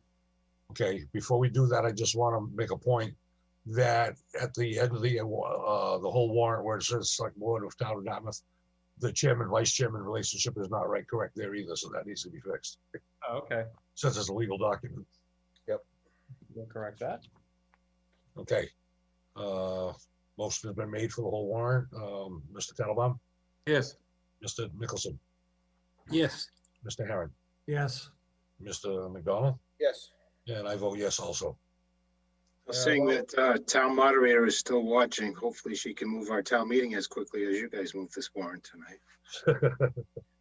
Be glad to help if we can. While we're at it, Mr. Chairman, while we're at it, I want to make a motion that we authorize Sean McGinnis to sign, to stamp the weekly warrant on our behalf. Second. Okay, we have a motion and a second to stamp the warrant. Mr. Tattelbaum, Yes. Mr. Mickelson, sorry, Mr. Herron, Yes. Mr. McDonald, Yes. and myself, yes. Okay. Okay. That was fun. Next article on the agenda is the dog park design funds. Yes, Cody Haddad, our interim director of development, is here, and he's going to update the board on this issue. There you go, Frank. Thank you. Okay, thank you. Excuse me, Mr. McGinnis, you don't need me anymore, do you? No. Well, You might want to stay on for the following. one. Okay, all right, thanks. Thanks, Terry. Okay, Good evening. Thanks for having me on. So I know I've met some of you, but for those that I haven't met, Cody Haddad, Interim Director of Development, and so thanks for having me on. So ultimately, what I'm seeking is for the board to allow the town to move forward and use community development funds to fund the design plan and construction estimate for a permanent dog park at the Dartmouth Regional Park. And I can give you a little bit of history on that. So ultimately, DDOG, which is the Dartmouth Dog Advisory Work Group, has been around since 2010. They've been a persistent group trying to get a permanent dog park in town. They've used various grant efforts that just haven't come to fruition. But ultimately, in 2017, town meeting approved a CPC-sponsored article to appropriate $291,670 for the Dartmouth Regional Park and Trails Phase 5. And that included various aspects of the park, but then also the permanent dog park. Another $400,000 was supposed to be acquired through a park grant through the state.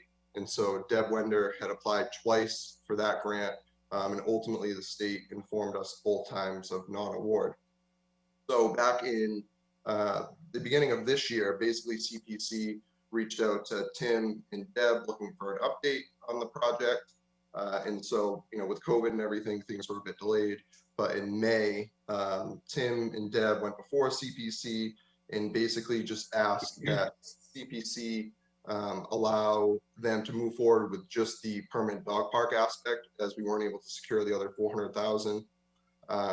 And CPC ultimately voted to endorse the idea, but what we need before we can go with any construction with them to actually have a vote is we need a design plan and construction estimate. So ultimately, that's what I'm here asking for approval for. We have an estimate of $29,400. As of this morning, community development accounts had a little over $38,000 in them.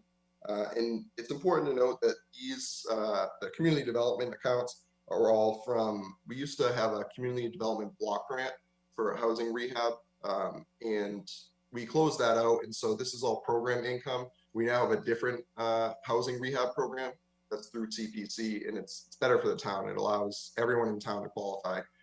So it was income from that. And we're also expecting in FY21 that we'll receive a little over $200,000 from the remainder of that program income. And so if town meeting follows, you know, past history, that partially or could be completely appropriated for community development funds, which would ultimately replenish these accounts right away.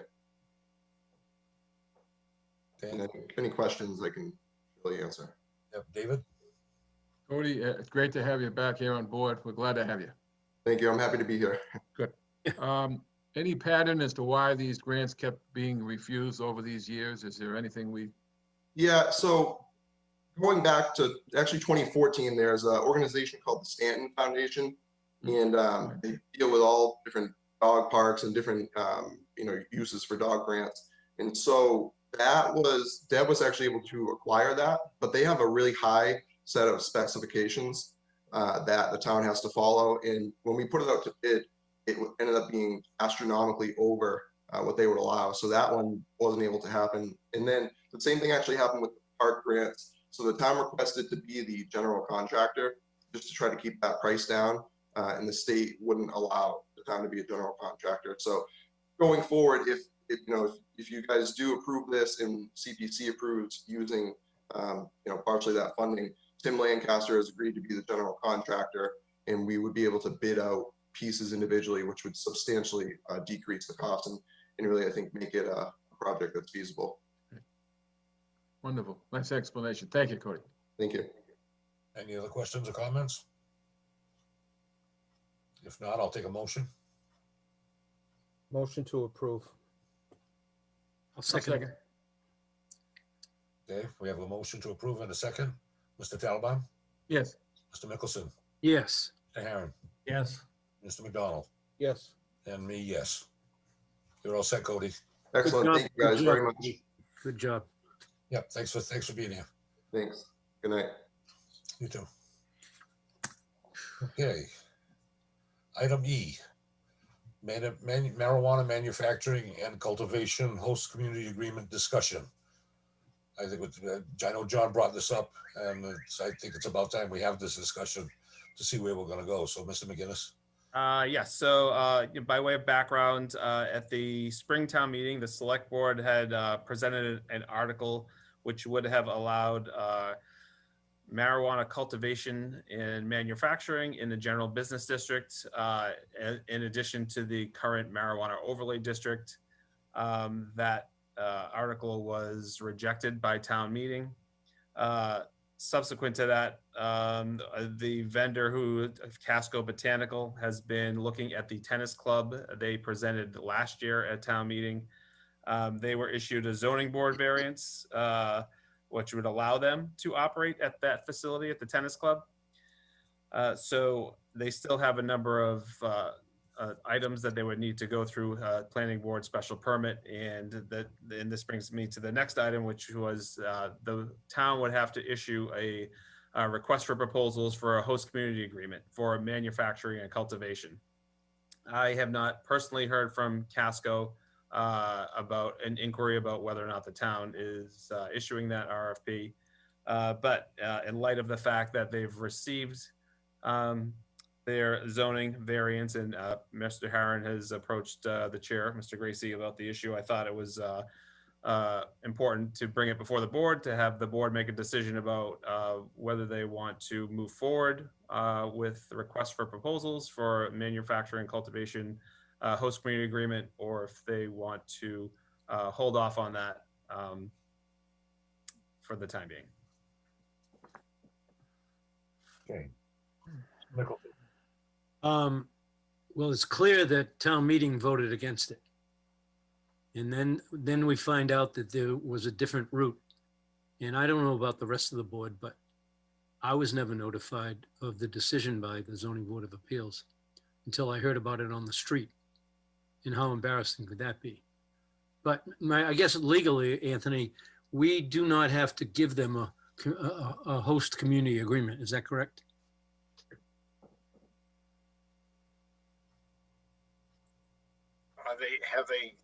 They haven't talked to us about one yet, right? No, but I'm saying we don't legally have to give it to them. We can't.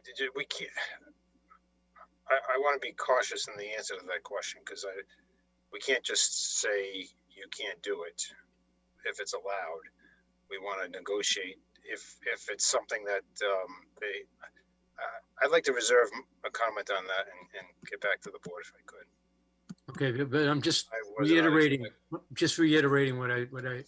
how I led up to that. But so town meeting voted against it. So I understand. Yeah. All right. Thank you. Let me make a couple of comments, and then I'll turn the Town meeting voted against the change of zoning. The change of zoning wasn't just for that particular parcel. It was for all of the general business district. So the town meeting didn't vote against that particular project per se. Yeah. Well, it comes under that. All right. Yeah. Sorry, Frank, go ahead. That's okay. Let me point out that when that article was on the warrant last year, we were unanimous in our acceptance of it and approval of it. That's one. Two, the legal decision by the Zoning Board of Appeals was done before, even though we didn't know about it, and I agree with Mr. Mickelson that it was a little embarrassing when we found out. But that decision was made before town meeting got the say on the zoning change. So with what the zoning board did, then the actual article for town meeting would not have been necessary and probably wouldn't have even existed if we had known about it, because it was already taken care of. Three, we're talking, we have some very difficult financial issues ahead of us, as we all know. If you don't know by now, then you haven't been listening. To the point where we're going to have to be talking over the next year, we're going to have to be talking about layoffs. I would offer that the additional revenue that would come from this would save an awful lot of jobs. And if town meeting is angry, personally, I'm okay with that. We've had some good ideas over the last 3-4 years that town meeting has shot down for one reason or another.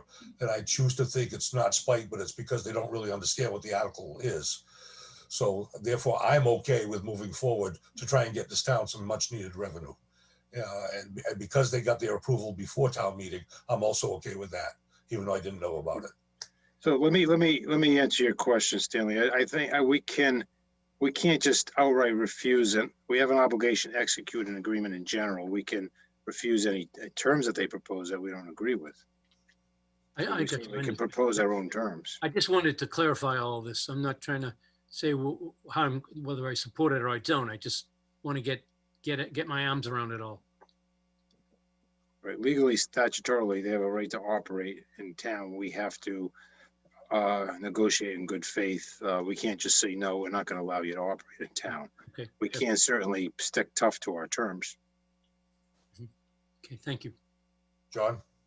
I agree with you, Frank, and the town of Wareham and the city of Fall River are kicking our butts when it comes to generating revenue. And once again, we need it.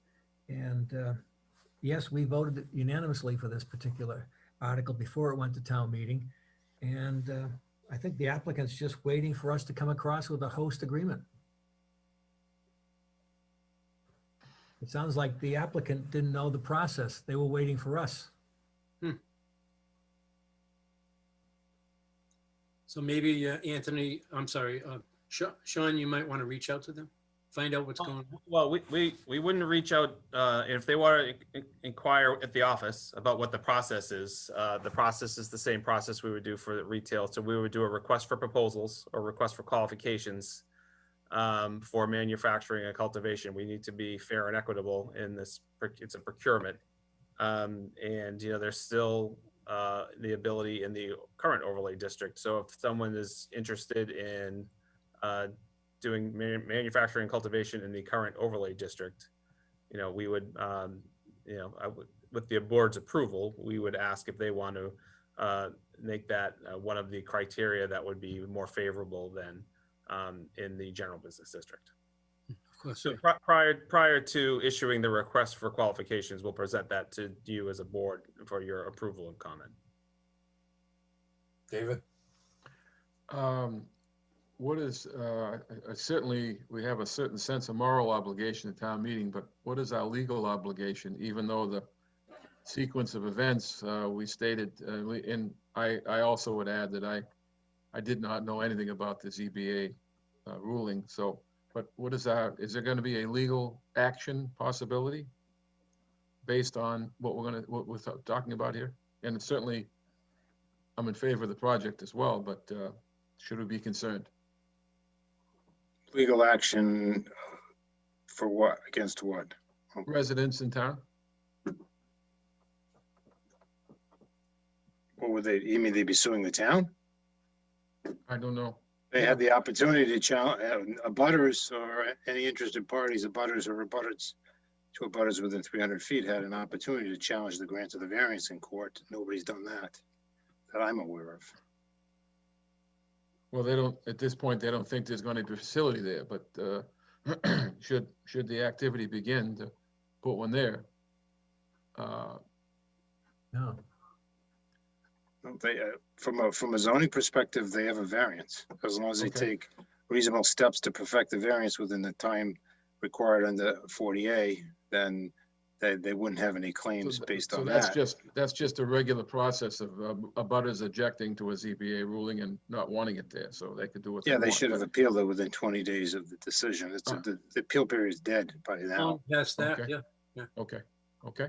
But in town meeting, members, residents of the area, vehemently against the project, do we have a concern about that? Looking at the sequence of events, which are bizarre at best. If they objected, so I mean, ultimately, we would go through the request for qualifications process and select a company to award the HCA to. They would come in to the select board, which is a public meeting, so people can comment then as well.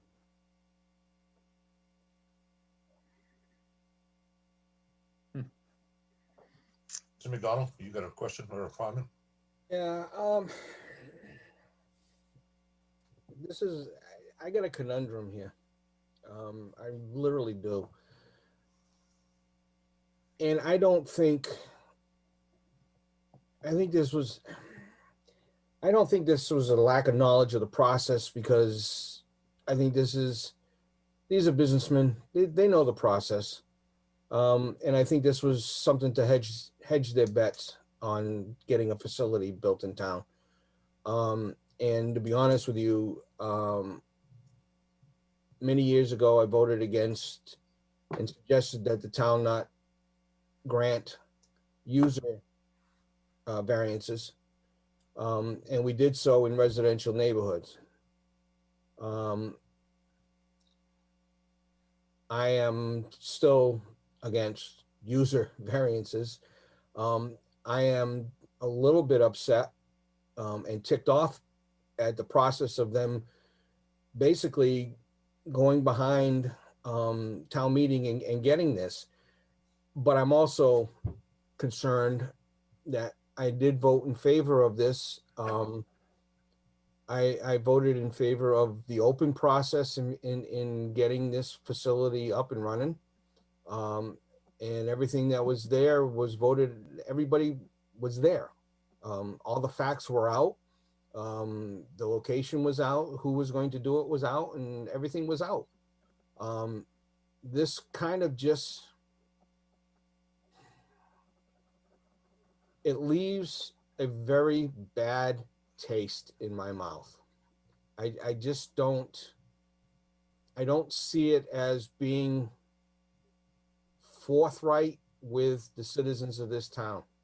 And I have a problem with that, but I also have a problem with not wanting this facility for the revenue. And I understand the revenue behind it. I mean, who doesn't? I don't know.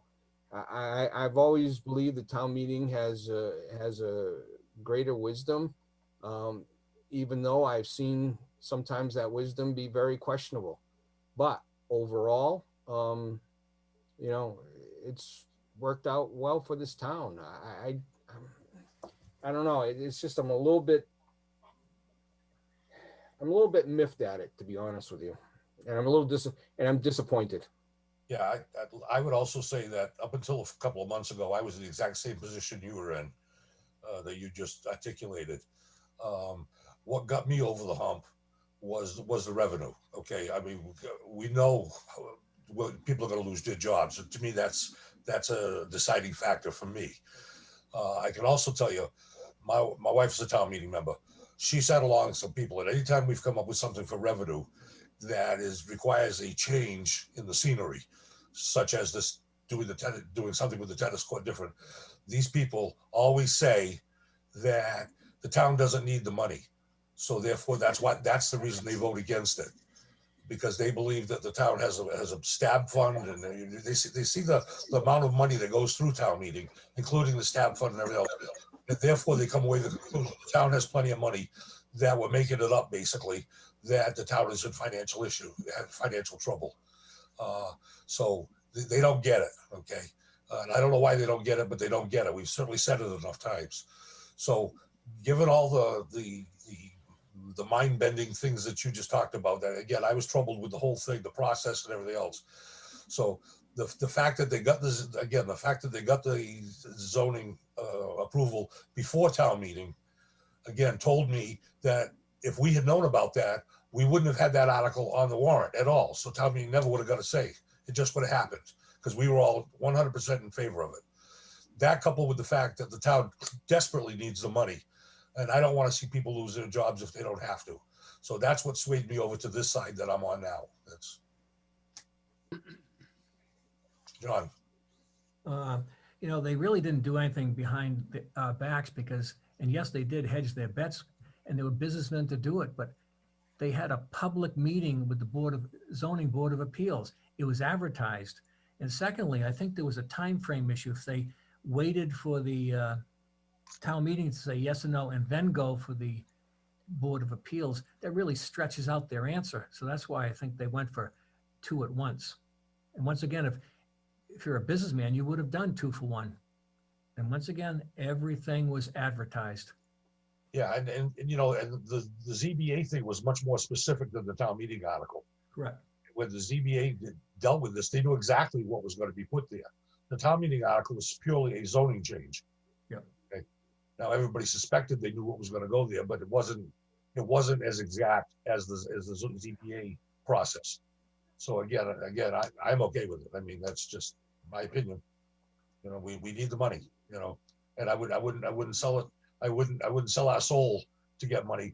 But if a few town meeting people are going to be unhappy with us, I'm okay with that because I'm unhappy with them. So some of the decisions they've made in the last 3-4 years. Anthony. Yeah, I just want to repeat what Mr. McGinnis said. It's not a foregone conclusion that they will get it. He wants to start he asked about starting a RFQ process. Right. Oh, my battery's low here. RFQ process, and people who want to do something in the district for which it's zoned can also put in for that. So it's not a foregone conclusion that the people that have the variance will ultimately prevail in that process. Yep. I understand.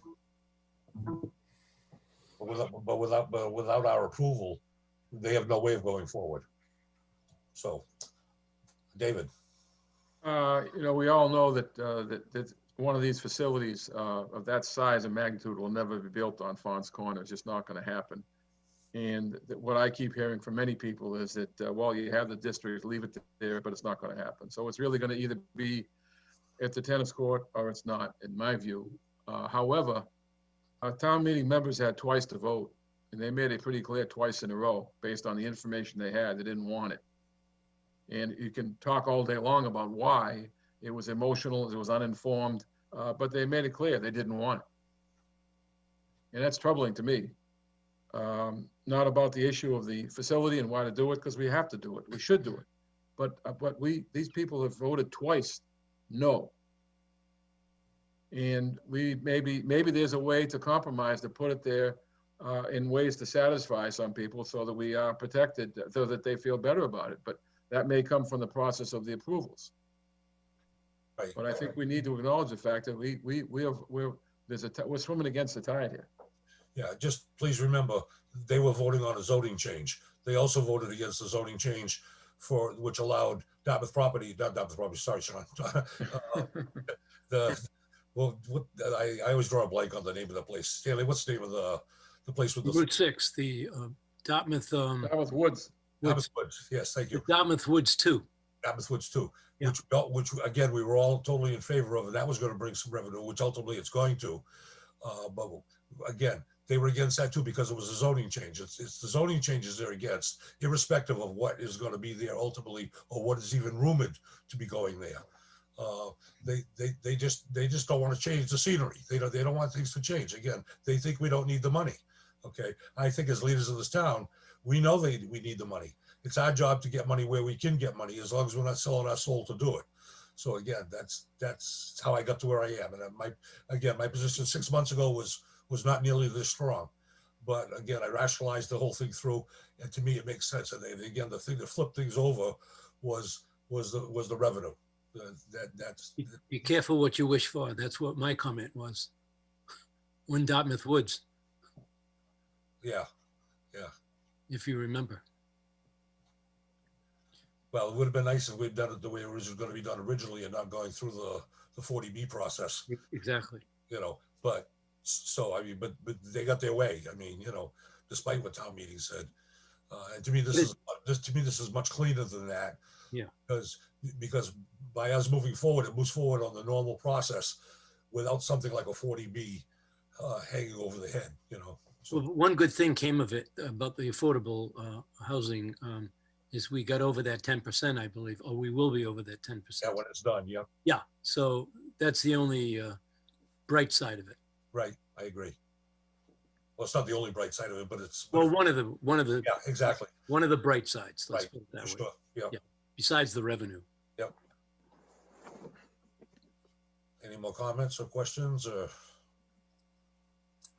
I guess I'll make a motion that we move forward with an RFQ.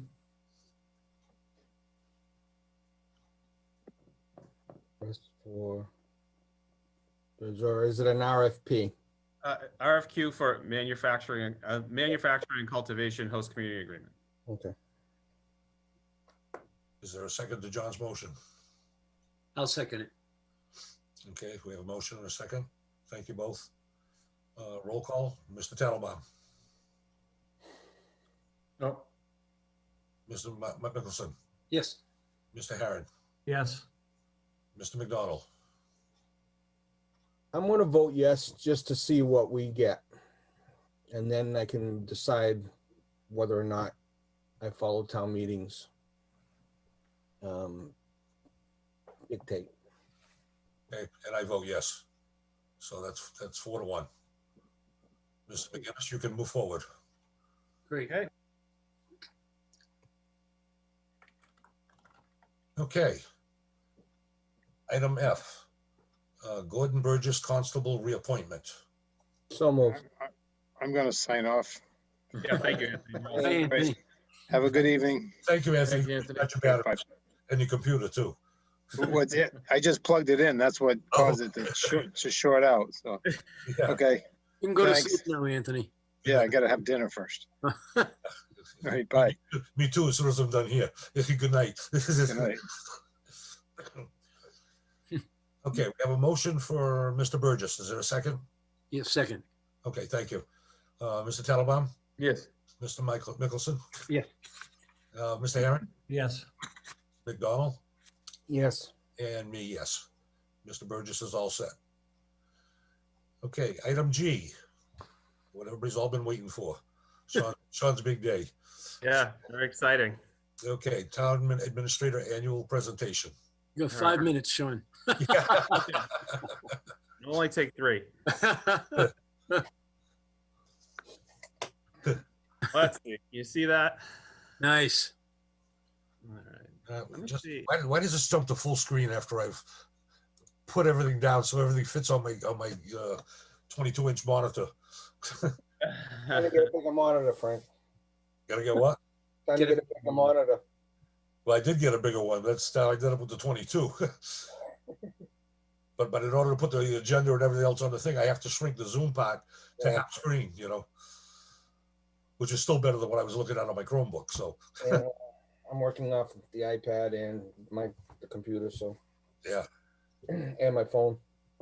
Uh, All right. What time's kickoff? Does it start? 7 o'clock, it's done. 7:05. Yeah. It's already halftime. It's at 10 o'clock. It's that late? Oh, good. We got plenty of time. It's 6-3 Chiefs at halftime. Oh, oh, it was early. All right. So thank you. So, last year, I think in July, I gave you an annual update, and, with everything going on, it's a little later this year, but I think you'll see that it's been a very busy year here in Dartmouth. I don't have to tell you that. So back in 2018, when I started, we worked with the board here to develop some goals. Those goals at the time were to address the short and long-term needs of the town. Those goals, when I worked with you all to draft those goals, it was, something I looked at the town, I thought about the future, in the directions that you had given me and where I thought, coming in new, what things would be important. And those goals, particularly this year, I think you're going to see were really instrumental in helping the town of Dartmouth to get through this trying year.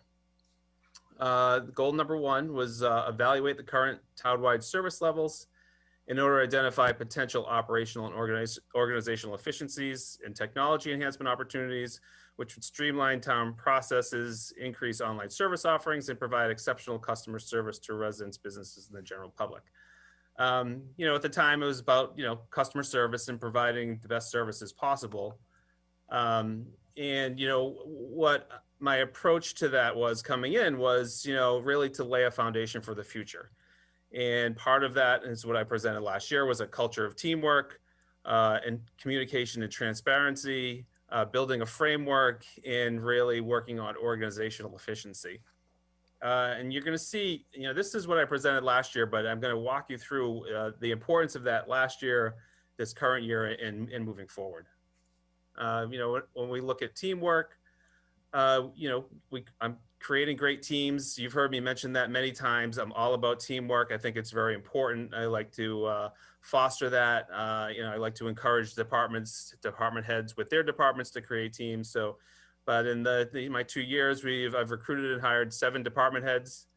A planning director, director of inspectional services, a collector, veteran service officer, and then recently our interim director of development, Cody, and our environmental affairs coordinator, which is just appointed Mark Garrett. He was the conservation agent, and the town clerk, Sarah, who was with us earlier.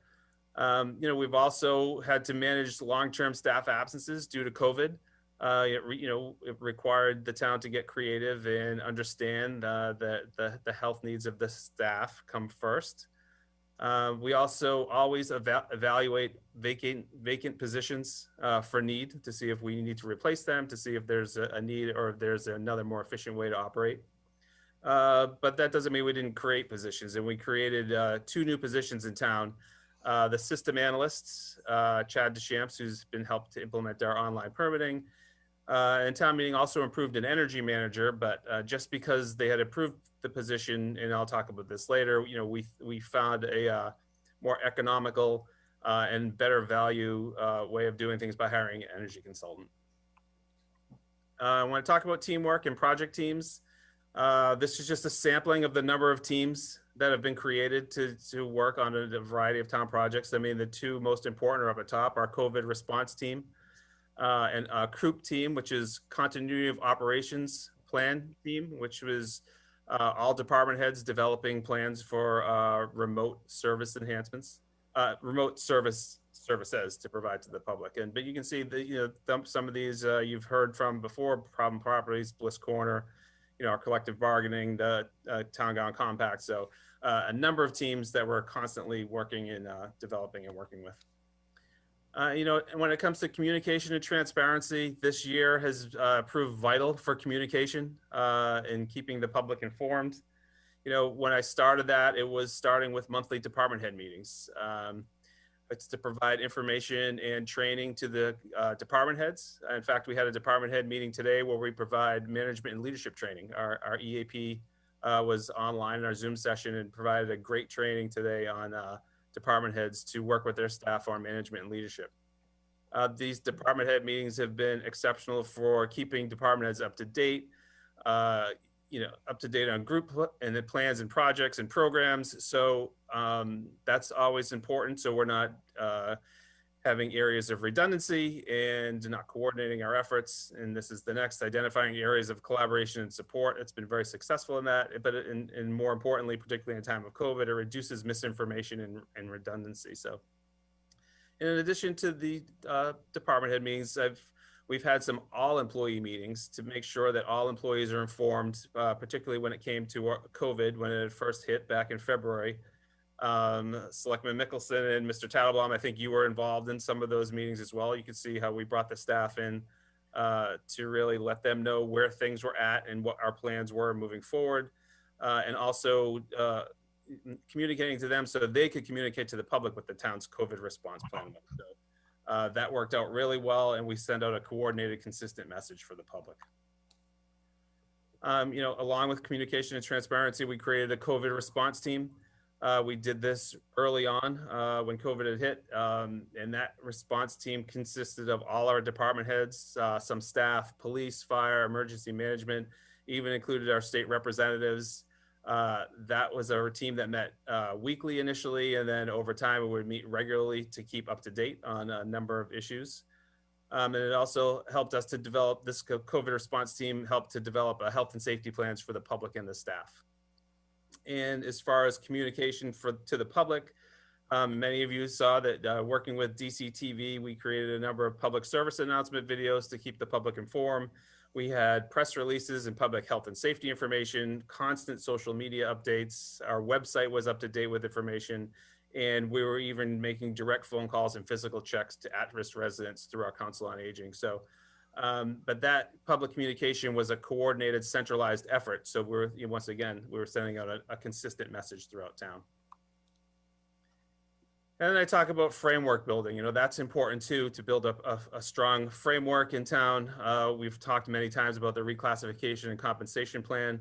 That was very important. There's a thorough review of 105 job descriptions and over 140 employees. It helped us to develop a proper classification and compensation plan for the future. It also encompassed the benefits analysis so we can be competitive so we can be competitive in this municipal market, which is getting ever competitive. I mean, there's not a lot of staff out there, and towns are pulling from one another.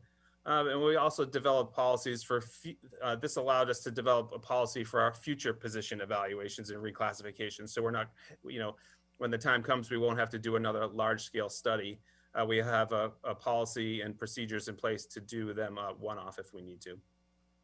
Part of that framework is also our collective bargaining. Last year was a lot of time spent. We had contract settlements with 11 unions last year, and that was a trying year for some unions, and it was a lot of work on both parts to come to agreements. Part of that was adjusting some healthcare costs to be more competitive with other municipalities. It was implementing the reclassification study results, which was trying to be as equitable as possible while looking at the town's long-term finances. And is also importantly, it established tools to provide employee performance evaluations, which hadn't been done. So now employees, department heads in particular, have yearly performance evaluations, which have gone quite well.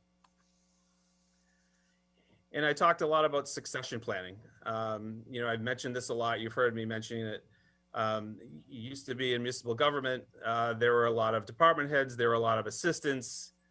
So you had a lot of transition. Ever since 2008, towns got lean, they got more efficient, which is great, but we're not working to develop staff to come up and take over for department heads and to take those next steps. So it's important this past year, in dealing with COVID, we have to be prepared to lose staff either to long-term illness or retirement. So this year was spent preparing for department vacancies, preparing for COVID-related absences, and really more importantly is identifying, developing new leaders from the existing staff we have, which there are some really exceptional staff that have really stepped up. And also with the framework, there's a lot of town policies that needed to be drafted and updated. A workplace violence policy, our drug use policy, technology, and we're currently updating our large personnel policy, which hasn't been updated in a number of years. And on top of that, just quick, this year, a number of COVID-related policies to deal with the ever-changing environment, whether it's at the state level or town level, or just the personnel level. So there's been a lot to deal with. And then there's organizational efficiency. My goal is to run an efficient organization to provide the best services possible at the lowest costs. We've been able to do that. What we've done is, you've heard me mention before, centralizing our custodial staff, and that's allowed us to maximize the services with the existing staff we have. It was really necessary because we had 3 new buildings with the Maritime Center, the new North Library, and the larger police station. We've been able to maintain those buildings with our existing facility staff. And it's been really vital during our COVID response. I mean, maintaining cleanliness and disinfecting. So the custodial staff have been great about being proactive about how we maintain the buildings moving forward. And that's a lot of extra work. And also centralizing our technology staff. It's a limited technology staff. So I try to, we use them as efficiently as possible, but also at the same time, implementing state-of-the-art online services, which is one of the things I talked about initially when I started. Additionally, we have a very progressive IT-wise police department. Chief Levesque has been instrumental in implementing a number of IT initiatives there to streamline his operations. So that requires more effort, but it's been successful. And the IT staff has been instrumental in supporting our remote operations, just for when COVID forced us to close, but also being able to have our annual town meeting through remote administration through Zoom. So it's been very successful. But also, with organizational efficiency, there's a lot of internal organizational efficiencies that go along with that. We have a very large finance system software application that encompasses everything from purchase orders to invoice processing to payroll. We were working towards this before COVID to make it paperless and provide workflow for approval and audits. That work that we had put in prior to this year was instrumental in allowing us to maintain operations when offices were closed and staff were working remotely. And also, implementing an employee portal. So employees can log in online to get real-time access to their information, from time earned and taken to payroll information to also accessing internal town policies. So those things that we started implementing last year were really vital and crucial this year to be able to use. And part of that organizational efficiency is technology training, and this was important too. So we provide technology training to staff. We set up a training room here in Town Hall. We provided training from everything from Outlook to Word and Excel to our Munis financial software application to the website. We also provided procurement training, and in addition, a few other departments had used that training room for their own training for a number of things. So it's worked out really well. And then this organizational efficiency goes right in line with our online permitting and licensing implementation. In 2019, we applied for an IT Community Compact grant with the state and received $50,000. This was a significant grant for this project in that it covered about 2/3 of our cost, what it would have cost us to implement our view permit application. We went live in July 2020 with this select board office licensing. We do alcohol, common vic, entertainment, Black Friday. And what we did was to be proactive, we entered the current licenses in this year. So now existing businesses really will just get a link and they'll be able to renew online without entering all their information in again. The most an exciting feature of this view permit, as I've mentioned, is our workflow. And it allows for staff and the public to track their applications and permits in real time. So they're not calling offices, they're not wondering where things are. We're able to see what departments have yet to approve, who's approved things. So it's really vital. And it also integrates with our new document imaging system that provides access to the town information. Our document imaging system is when we're taking all our existing documents, permits, licenses, and we're scanning them in. And then we've been doing that in a number of departments slowly. But that is going to allow people to search by their property, their address. And once they get to there, they'll see a building folder, a conservation folder, a planning folder, and they can go in there, drill down, and ultimately they'll see all the information the town has on their property. So it won't necessitate the need for them to come into town hall or look through files. So they'll give them real-time access.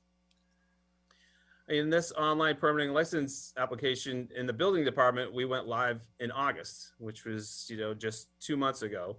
And that's all of our building permits are online. So in 2 months, just to give you some statistics about how successful it's been, we've issued 444 permits. We've done 174 inspections, and we've taken in $49,000 in revenue in the system just in 2 months.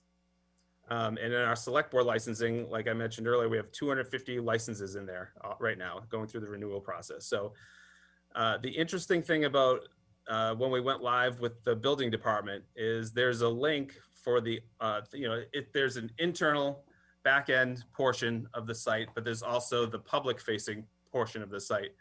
We hadn't even posted the public facing site. I mean, the site was up, but we hadn't provided a link on the website, and businesses had found the link and were applying for permits without us even putting the link up. So there's that much of a demand out there for people that want to apply online.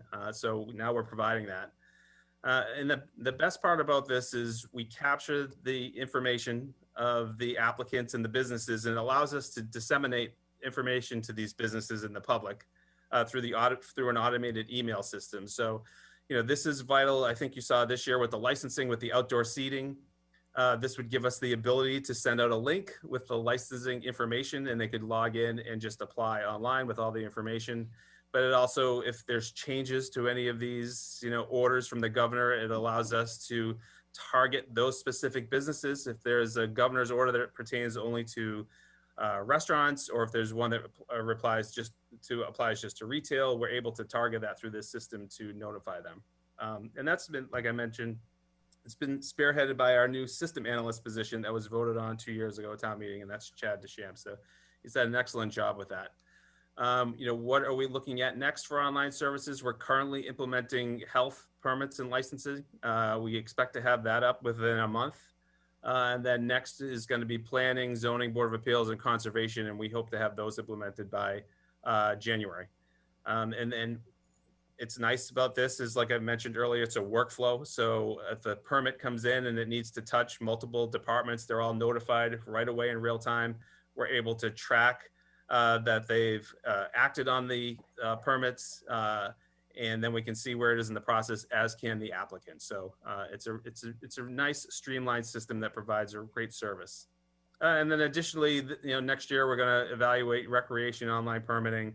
We're going to evaluate sticker sales, and I'm already working with Sarah, the clerk, on animal licenses to get those online. So she's excited to do that as well. And lastly, we really want to update our website and its functionality. So that's going to be coming up hopefully next year. Goal number 2, expand economic growth and development and redevelopment efforts to increase. I'm sorry, I see pictures of you on the right. I want to make sure I get all the text in there. Evaluate current townwide. Let me get down to that part. There we go. Expand economic growth, development, and redevelopment efforts to increase sustainable business growth, tourism, and quality of life by establishing working relationships with chambers of commerce, business groups within existing business districts, and the University of Massachusetts. So, this is a tough year to be working with businesses and with COVID going on. It's working on economic development and growth has been one thing area where we haven't been able to make as much progress as possible. But as I've mentioned and you've heard in the past, our town gown compact with UMass Dartmouth is still going strong. But with COVID, they've had about 100% turnover at the management level at UMass Dartmouth. So we've been meeting new people, and they've been great to deal with, and they're excited to work with the town, but they're busy. They need to get acclimated, and they also need to get the school ready to open. So that, like many schools, they've been that's their primary focus. But as you can see, these are a number of the initiatives that we were working on before this COVID hit, which was business, economic development, health and wellness, teaching, learning, and research, public safety, cultural and civic engagement, and land and facilities management. This has worked really well for the town, particularly our internship pipeline, which we were able to centralize with UMass Dartmouth. That internship pipeline is what brought us Cody here. He started as an intern, but he was exceptional. We also had 3 other interns that were excellent, but also working with the town government. We have the nursing students that go to the Council on Aging to provide support there as well. So that relationship is strong, and we continue to build on that. But the last couple of years, we've also developed and updated town plans towards this goal. We drafted and adopted the harbor management plan. We're currently in the process of updating the town's master plan. I've mentioned before our community center study. We're doing a needs assessment for recreation and Council on Aging to see what their needs are in order to size a new community center. And we're also in the process of doing a marina study with a grant from the Seaport Economic Council to evaluate the possibility of a marina at Dias Landing. So those all go towards the town's economic development effort. And tonight we talked about the marijuana host community agreements. We've been advertising for a retail marijuana host community agreement. Twice now we've selected vendors to come, companies to come forward. The latest seemed to have a bit of a falling out with the property owner. So they've withdrawn their petition in hopes of reapplying at a new location. But we're always evaluating these requests for qualifications. Our ultimate goal is to, exceed this annual revenue of $300,000. And, tonight the board made a decision on manufacturing and cultivation. So we'll move forward with that request for qualifications, and hopefully soon we can start generating some of that revenue. But we, in addition to that, we have done quite a bit of business outreach. We work with business owners. to evaluate ways that the town can assist them in their operations. We've met with them all regularly to talk about their expansion efforts. We've met with the owners of the town center to help fill the vacant property, which was the old Circuit City.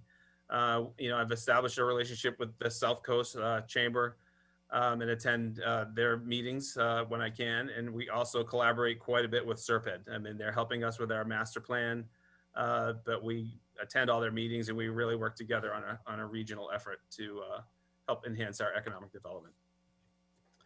So goal number 3, evaluate new opportunities to promote and inform residents, businesses, and the general public on town events, municipal projects, and financial transparency via website, social media, DCTV, and news media. This is a proper goal, even when COVID is not in place. That's why it is in here. But you look at this and then you equate it on an emergency management level and dealing with COVID, and you can see how we really prepared ourselves to craft a response and deal with COVID.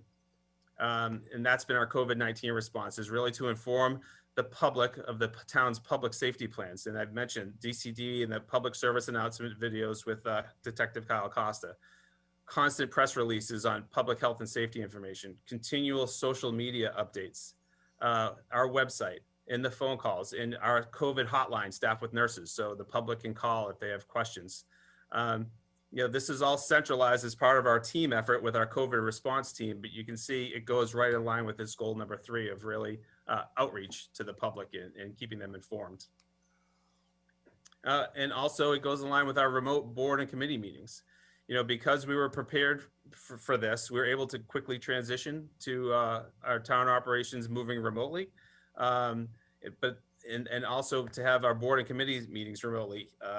I give credit to all the boards and committees, and particularly yourselves, for really adopting this Zoom remote meeting method of operating quickly.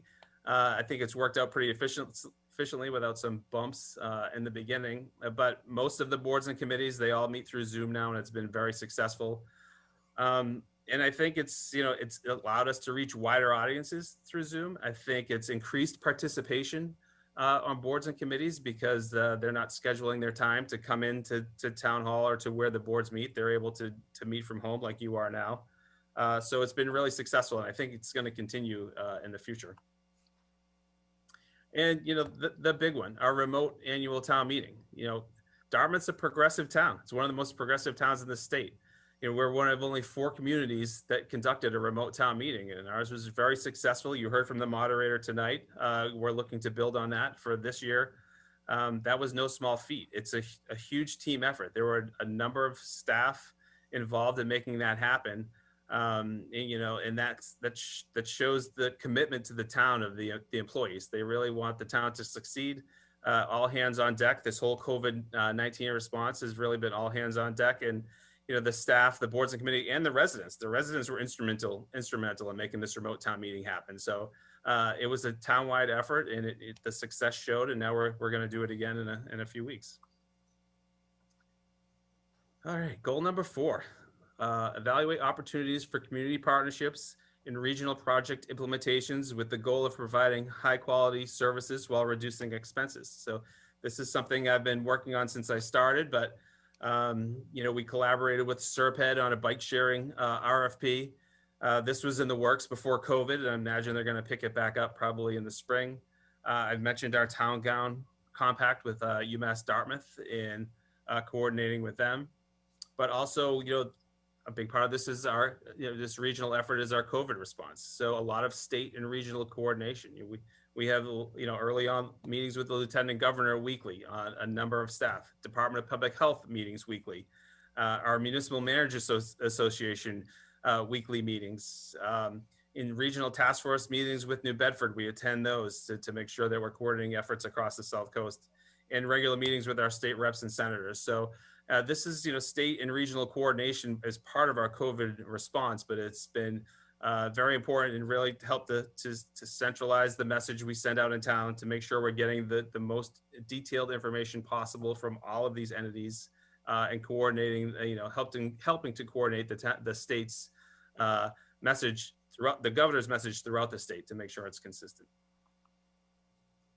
All right. So those are the 4 goals, but there's also a goal of 5. And, just because we have 4 goals doesn't mean that that's all we focus on. So there's been a number of projects and initiatives that we've covered, and I'll go over those next. And, big part of that is our COVID response, and I mentioned that. But we've had an internal response with COVID-19, which was working with the select board here to declare a state of emergency early, so we're prepared.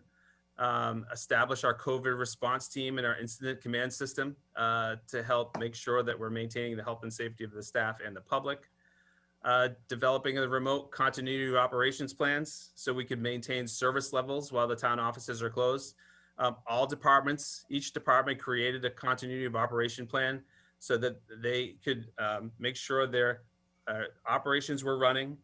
If staff got sick, that there was staff to take their place. What was their plan to work if there was illness in their staff? Who was going to take over? What was the chain of command? So the staff worked very hard on that, and we were able to go remote relatively quickly back in February and maintain our town services. But also, we realized the importance of having staff in the building to service the public. So we were one of the first towns in the area to reopen to the public safely with part of our COVID response team, with the help of our COVID response team, our director of public health, our personnel director, developing a plan that would allow the staff and the public to be in town hall safely. Like I mentioned earlier, we created a number of COVID policies, but also, planning for the future financially. We implemented a non-essential hiring and spending freeze that has been in place since, I think, March. We've been conservative with the budgeting. You heard me mention this fall's capital is the lowest since 2013. So we want to make sure that we're positioning ourselves for FY22 and 23 if the economy were to take a major downturn, that we've done everything we can to prepare for that, and our remote town meeting as well. And what have we done externally? We're really tried to support the residents and get the word out. We did a lot of outreach to the at-risk population through Council on Aging calls and visits. I mean, Amy, she works tirelessly to reach out to her members. I mentioned the public service announcement videos. Those were going out consistently, providing a lot of information to the public. Our social media, our COVID hotline, I mentioned that. And then support for businesses. Our outdoor seating license process, we tried to be vigilant and to be as quick as possible to get these businesses up and running with their outdoor seating.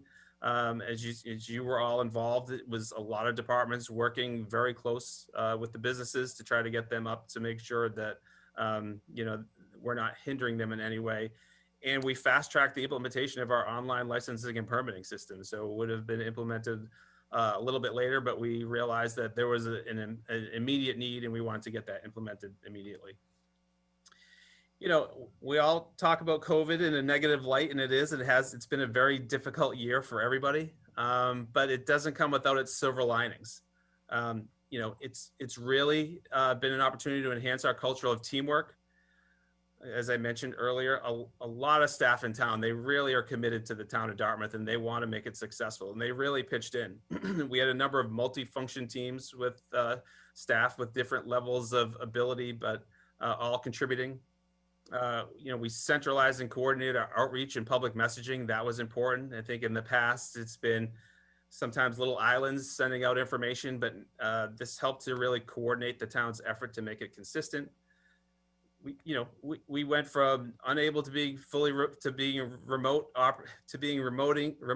operation to full remote operation ability within a matter of weeks, and providing a high level of service to the public. We've increased our efficiency with our business processes through our online permitting system, but also by working remotely, we realized we had to do things more efficiently. We increased our online service offerings. And this also, the other silver lining is it gave an opportunity for staff to step up and excel. And I think you saw that. I mentioned many times Kelly Thompson in the clerk's office. I mean, she was put in a tough spot, and she really stuck in there, and she was committed to the town and did a great job and was able to maintain those operations. So Greg Barnes stepping up to help process our mail-in ballots in the election. So a number of staff really chip in continually. They were doing that before, but they really picked it up. So that's a great silver lining, and I like to appreciate them and show them that, you know, they've done a great job. And I want the board here to see that that's what you have for our employees. They're great. You know, and that's enough of COVID, but we did do some other really great things, which is our green communities effort and our environmental efforts. You know, we had a savings using our energy consultant in lieu of our energy manager. You've all met Kathy Stanley. She is super knowledgeable, really motivated to go get her, and she really works hard for Dartmouth to get us coordinated with our green community to get us our grant funding and apply for the maximum amount of grants, which we received this year, which is $200,000. And over the last 3 years from this Green Communities program, we've received over $600,000 in grants. So that's been significant. We're probably one of the highest towns. But that's allowed us to save $75,000 annually in energy savings. So that's significant. And we've already reached 10% reduction in our energy use. And the goal of the Green Communities program is to get to 20%. So in 3 years, we're halfway there. That's significant. But we've also received a DEP GAP grant for $100,000 for pumps and motors at our DPW facilities. That's allowed us to save more money. And just to show the effort, Dartmouth is #1 in the state for installed solar capacity, which is significant. And as you saw a few weeks ago, we were recognized by the Lieutenant Governor, the Secretary of Energy and Environmental Affairs, and the Green Community Director for our energy initiatives here in Dartmouth. And also last year we were awarded a municipal vulnerability planning grant of $40,000. And we went through that process and Mark Garrett had spearheaded that for us over the past year. And now we are a certified MVP community. And this, not unlike the green communities, allows us to be eligible for a portion of $17 million in planning and action grants to help the town prepare for climate change in the future. And then also the town clerk operations. So, you know, we had the sudden retirement and resignation of the town clerk and the assistant this summer.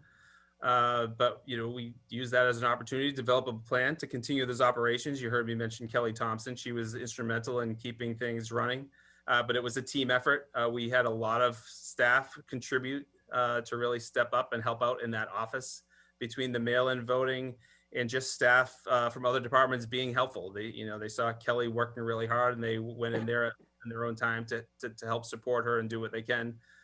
We're able to look at some of the processes in that office during that time to help streamline some of them, to offload some of the processes like posting agendas and minutes. Generally in the past, that office did it for all boards and committees, but we're able to offload that to the departments that work with the boards and committees so that office isn't tasked with that anymore. So that's been a huge savings in effort down there.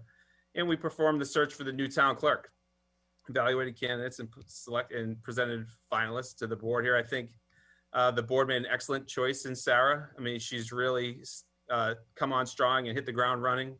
She's done an amazing job down there in preparing us for the next election, but also getting herself acclimated and looking at new ways of doing things. So we've been able to implement a number of efficiencies, as I mentioned. And the most important thing was preparing for the September primary. The state made significant changes to the voting this year, which was the mail-in voting. As you know, there were a number of ballots that came in, and the way the postcards come in, they need to be entered into the state system. Then the staff need to mail out the ballots, and then that needs to be entered in the state system when they're mailed. And then when the ballots are received, they need to be entered in the state system again. So it's a labor-intensive process. We had a number of staff helping out in that, but also early voting. So that was put in place a few years ago, but we needed to do that as well. And then we had the in-person voting. So it was a huge effort to make the primary happen. It was not easy. There were a number of different scenarios going on, and we had a huge turnout. So this year for the primary was 32% voter turnout. And just to give you some comparison, in 2018, it was a 15% turnout, and then 2016, it was 4%. So with the new voting, with a mail-in, early voting, in person, multiple ways to vote, higher turnout. So it was a lot of work. The staff processed 5,400 ballots. Which is quite a bit. And we're already for the November election at 7,500 ballots that are going to have to be processed. We had 400 early voters, but it was, as I've mentioned many times, it was a team effort. We had 23 staff, 44 poll workers, volunteers, consultants. So, It took a lot of work, but it was a successful primary. We learned a lot of things. We learned, we discovered some efficiencies that we're going to do for the November election. So I think it's going to go pretty smoothly. And then we've had some notable retirements this year. So Mike O'Reilly, the Environmental Affairs Coordinator, was here for 30 years. And we just selected Mark Garrett to fill that position. Mark is extremely knowledgeable. He's been in the business a number of years, so it's allowed us to have a smooth transition in that office. And the Director of Development, Deb Wender, she retired. And you've seen Cody. He's come in and he as the interim Director of Development, and he's hit the ground running as well because of his time spent here as an intern helping on a number of initiatives. So he's been a nice addition as well. So we've had some, retirements, which is part of the business, but we've been able to fill those with excellent people. And in addition to that, we did an OSHA compliance assessment of all our town buildings. The government has new rules that OSHA used to not apply to municipalities and government, but now it does. So we had a OSHA consultant come in and do a review of our town facilities and develop and make sure we're compliant with OSHA and develop a plan for the future. But this was also vital in dealing with COVID. So we made sure we have the right products for cleaning and disinfecting, and we weren't doing anything that went against OSHA guidelines. And then we continue to have legal and environmental issues that we deal with. Those don't go away because of COVID. So we continue to monitor those and deal with those, which is Bliss Corner, Lake Nokichoke. We have problem properties that we've still been able to make some progress on. And there's a variety of ongoing litigation cases that are coming to a close, which is excellent. So you can see when I started in the meeting, I started about laying a foundation for the future. And it was really instrumental laying that foundation, because this year when we were faced with the pandemic, our culture of teamwork, communication and transparency, the framework that we built in our organizational efficiency, allowed us to operate successfully and efficiently through this pandemic and moving into the future. So it was exciting. It was an exciting year. It was a lot of work, a lot of anxiety. Once again, I can't give the staff enough credit. These aren't easy times for anybody, but coming in and working every day and providing the best services possible is not always easy. But we've been able to persevere, and we move forward on into the next year. And that's what I have. Any questions? Well, I got one comment. Welcome to Dartmouth to 2020. Great job, Sean. Thanks. Thank you. Wow. Well, that was great. Yeah. Great job. I'd like to say it's nice that you haven't had anything to do. Yeah, it's boring. Not only is the content that you delivered to us excellent, but your presentation was excellent also. And even with all the curveballs you've been thrown over the last year or so, you've handled it very well. So I'm glad you're here, just so you know. Thank you. Now you're going to send that out to everybody? Yes. Yeah. I'll send it out tonight after the meeting. Okay, because we still need to. I've had two of my colleagues send me their assessment of you. I still need it from the others. And the plan was to have it by the 9th, I believe, is what we agreed on. And I will consolidate and then have it ready, have a consolidated assessment in time for the next meeting, which is the 19th. I would also let the two folks know that already sent something in. If you'd like to change something, you certainly have time to do that in light of the presentation and everything. So if you want to add something or subtract something or whatever, please do. But as long as I have it by the 9th, I'll be good, and I'll be able to start throwing it all together, matching it all up into one big assessment that I will send out to everybody for review. And then we'll be before the 19th. And if anybody has any comments, I can certainly change things or whatever. So any questions or comments for Mr. McGinnis or anything else? John. I guess having a presentation like this, it's important not only for the board, but also important for Sean, but mostly important for everybody else to see what is going on. Because to be honest with you, municipal governments generally don't like to toot their own horn, good or bad. And there's always misinformation out there as to how things are done, or where, or how situations come about. So it's good to get this kind of information out to see what's been going on, how the staff has been doing and whatnot. We all know that we all know people who work in the town. We all know how they work in the town. We know that they're good people.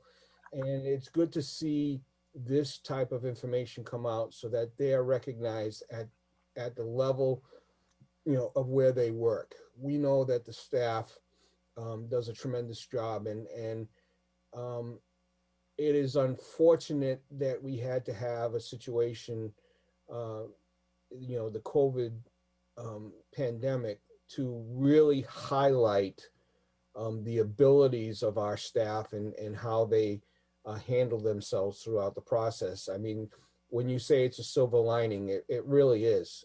It's an eye opener to many, many people in town. So I mean, it's good to see this. It's good to have it. And I think the presentation was just absolutely phenomenal, Sean. There are some things in there that, I wasn't aware of, and I'm glad to see it. So it kind of opens my eyes. If it opens my eyes, it opens up a lot of other people's eyes too. So good job. Thank you. I agree. I agree that Mr. McDonald I learned a lot tonight. I thought I knew a lot, but I learned even more by watching that presentation. So excellent. Mr. Tattelbaum. Yeah, Sean, I think you hit some real details and gave us a lot of information, but I also think that you're realistic in areas where either you were sidetracked by COVID or by hirings in the beginning. I think you're honest about things that could have been done maybe even better, or you missed opportunities because, and I think it was an honest assessment of what you did, a lot of detail, and I think it's a lot of exciting. I have one ridiculous question. How do you feel about security, computer security, considering that we have so much going on online now? Well, a lot that's an issue, but my take is we try to just get products that are hosted. So, our view permit application is a hosted solution. So we rely on the vendor to provide that security. So it's not an internal application. So, and that, they have a lot of clients. This is their area of expertise. So we like to lean. So yes. Okay. Good. Caitlin. Yeah. Thanks. Sean, a few years ago, we hired you, and there was some anticipation and maybe not so much anticipation. We were looking for a number one guy coming from other city or another town. But you shined on your interview, you shined with us, and we hired you. But I got to tell you, you're the number one guy now. And I admire everything you've done, and especially through you were hired, and in a few months you became hiring. You were HR person. And how many people did you hire? 7? You had to hire 7 new people in a short period of time, besides doing your work and putting together these programs and putting together the things that you want to do and make our town more progressive, and to keep up with what everybody thinks of Dartmouth as a progressive town. And I can't tell you how much I am in awe of what you've done, but I'm not surprised. Thank you. Thanks. Anyone else? Okay, and again, we'll be talking about this kind of stuff on the 19th when we give our review publicly. In the meantime, I just need the support of you guys to get the information so I can compile it and deal with it. So great. If there's nothing else, we'll move on. All right. Well, old business. Yeah. This corner, no new update. If you want to give you a COVID update, I think you heard a lot of that already. I think we're all set. Yeah, and then the fishing pier, it's in their hands. So we're waiting to hear from them. So you heard from Attorney Cruz at the last meeting that it's really, we stay in touch. Waiting. Excuse me. That's it. Okay. We have minutes for the 14th and the 21st. They looked okay to me. I'll make a motion to approve. Second. Okay, we have a motion to approve minutes for September 14th and September 21st. Mr. Mickelson, Yes. Mr. Tattelbaum, Yes. Mr. Herron, Yes. and Mr. McDonald. Yes. And me, yes, forgot me. Yes. Okay, so those are all set. Under information, I would like to make a comment. Every October, in honor of my wife and others like her, I'd like to talk about Breast Cancer Awareness Month. My wife's going on 12 years now as a survivor, and I'm very grateful for that. But I also like to remind people that the early detection is the best prevention, and it gets you the best outcomes. So I'd like to encourage folks to take care of themselves and the ones they love, and don't overlook this because it's really very important. So, Mr. Mickelson. I had one of the local residents come into my office last week, and he mentioned about the ugliness of all the trash in our town. It's everywhere, on every street, on all the highways, trash everywhere. Everybody, I'm sure we all see it. Unfortunately, I think during this COVID outbreak, a lot of people went out for dinner, picked up takeout. A lot of people eat in their cars or whatever, and they throw their trash out. Please respect our town. Don't throw your trash out the window, please. Thank you. Yeah, I agree with you. You know, we live on a scenic road, Stanley, and I know. Tucker Road's a mess. And my property outside my property got a lot worse when the stop sign got put in, because now everybody stops their car and throws their trash out. Yeah, it's just out of hand. Yeah. Mr. McDonald. Well, like I said, part and parcel of that process, of course, is, you know, my bone to pick, which is Route 6. We have talked to the state regarding that, and there's still, you drive anywhere, you start basically at Slocum Road, and you go down towards Crossroad, towards Reed Road, and you have the trash that's already on the country club side of the road on Route 6 there. I mean, it's just absolutely abysmal. And then you go down and you see these concrete median strips that they have on Route 6 and on, from Hathaway Road to Tucker Road to Old Westport Road, Fons Corner Road, and then that up there. And then you see these just giant mounds of dirt, weeds, and cigarette butts that just seem to be everywhere. So that needs to be addressed. That's a start, and I know it's the state, and I've been on the state about it. And I know they have only like one person that cuts the grass in this whole area. You see him every so often, but he also is part of the problem, where he just cuts the grass. He just runs over everything that's on there. And the trash that gets cut up by the lawnmower goes to the neighborhood, goes to the neighbors on there, goes to the businesses on, and they have to. And then you see some of the businesses who hire these landscapers, and what do the landscapers do when they finish cutting the lawn, when they finish, weed whacking the driveway and the walkways? Where do they blow it? They blow it out onto State Road. They don't pick it up. They blow it so that it goes over there. So that adds to the problem. So there is a problem, and unfortunately, you can't just make people do something. You can only ask them to do it. So with that, though, I want to give a shout out to Ian McGonigal.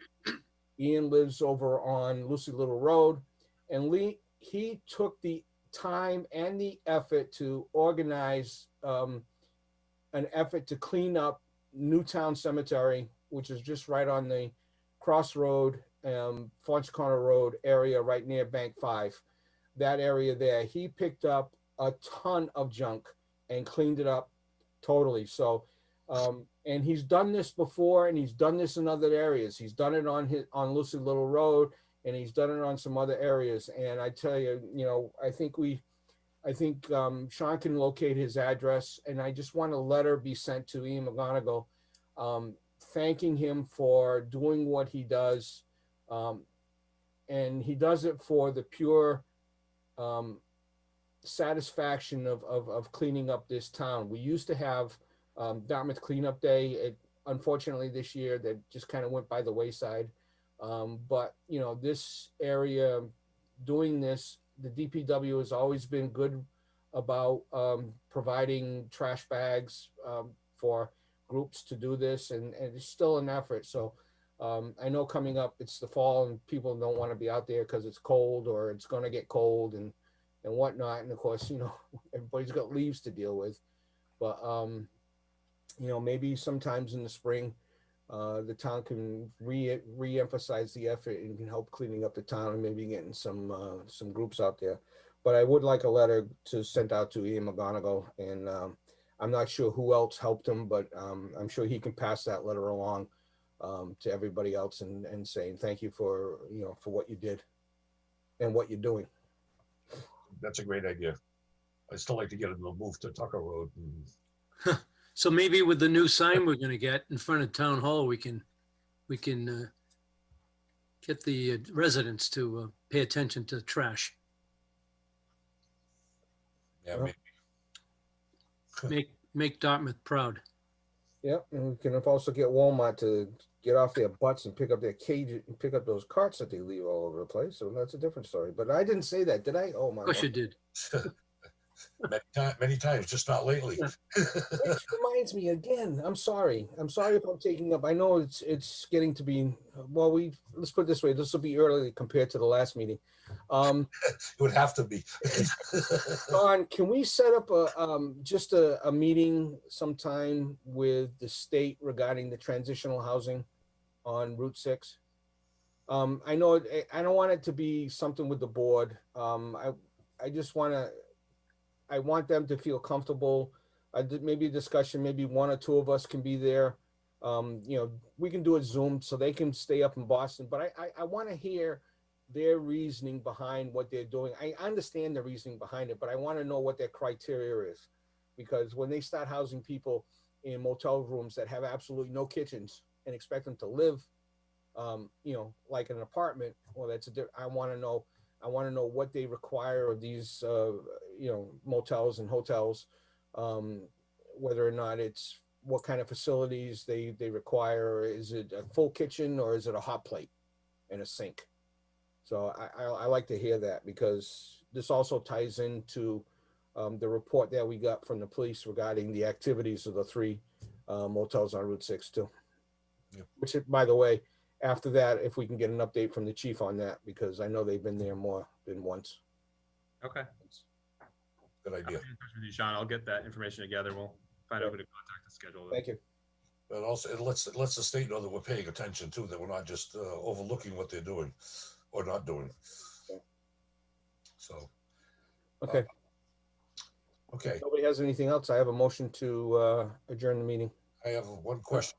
In the package was the letter that was written to the Right. town leadership about Halloween. Right. And I know, Sean, you've seen it on Dartmouth Helping Dartmouth. I didn't know if we were supposed to discuss this or if there's something we should do about it, or I feel for the guy. I mean, I do. Yeah, I mean, basically, my suggestion, I had posted it on, I had posted a question on social media as to whether or not anybody would feel whether or not a sign saying I'm not participating in Halloween, you know, go somewhere else type thing. And kind of the blowback I got from a lot of people, mostly some of them rudely saying, shut your lights off. That's what everybody else does. Yep. Well, you know, I mean, I've seen houses with lights shut off, but people still live at home, you know, and they have a living room light out and somebody comes in and still knocks on their door. So I was just wondering, you know, I for one do not want to see a Worcester order on Halloween, where Worcester has basically said no. I don't want to see that. I think the kids need something. Exactly. I mean, I, for one, I'm gonna try to do little bags, of candy, and they can grab the bag on the outside and we can wave, hi, thank you for coming type of thing, and kind of put the kids on their honor system. So that's, I intend on doing that. I've seen people already setting up PVC pipes where they're gonna be able to slide a candy down a pipe and go into a bag. So, I mean, there's all sorts of ways of dealing with it. And I think people need this. I really do. I really do. They really need this, People could do it with a drone. Like Amazon. Yeah. Honestly, if my kids were that age, I wouldn't send them out. I'd go to the store and I'd buy them each a bag of candy or whatever to make them happy. I'd hide it around the house if they want to do like we used to do with Easter egg hunts and stuff like that. Yeah. I honestly can't imagine parents sending their kids out at Halloween this year. Honestly, it just seems risky to me. So, but you're right. Worcester's got a ban on everything, and that doesn't seem the right way to do it either. So, Stan, your hand was up first. Yeah, I think it's a parental decision. I think the parents should be in charge of what they want to do with their children. Hopefully, they'll make the right decision. But again, to pick up on what Sean said, these kids have been in the house for months upon months. We can't outright ban this, but we can be cautious about it. And again, I feel sorry for people that are sickly and don't want to participate, don't want to answer their door. I don't know any other way, but as bizarre as it may seem, they need to shut their lights off. And unless I'll put a sign up on their front door explaining why they can't participate. I don't know if that's a good idea either. But the parents should be in charge of the children and let them make the best choice for their own. And we shouldn't be in the parental business here. Should be no, and we do want to protect our kids, and we want to protect everybody in town. So unfortunately, it's a conundrum. Yep. David? I think that from day one of this virus, Chris Michaud showed unbelievable leadership. And I think the residents want to hear something from us, and I would consider that maybe between now and then, we can call on Chris, and maybe he can let us know some kind of either a guidance or a suggestion, or maybe a limitation that he could recommend to us and then pass on to our residents. The 19th is our next meeting, which is still 12 days before the holiday. I don't think we should just stand pat and not try to do something that makes sense. And I think he'd be the best individual and his team, whoever team he wants to assemble. Okay, I'm good with that. Yep. Anyone else? Or whatever it is, it's got to be done quickly. Yeah. Yeah. Well, I don't think the 19th is too late, or is it? But we we have much of a choice. No, I think that's probably the cutoff, but I think that's in time. I think it's. Anyone else? If not, I'll take that motion, Mr. McDonald. Yes, motion to adjourn. Second. We have a motion to adjourn and a second. Second. We have 2 seconds now. That's That makes the fourth, doesn't it? right. Yeah. Roll call, Mr. Mickelson, Yes. Mr. Tallenbaum. Yes, Mr. Herron, Yes. and Mr. McDonald, Yes. and me, yes. Thank you all for your participation. It was an interesting meeting, and all take care. Bye-bye.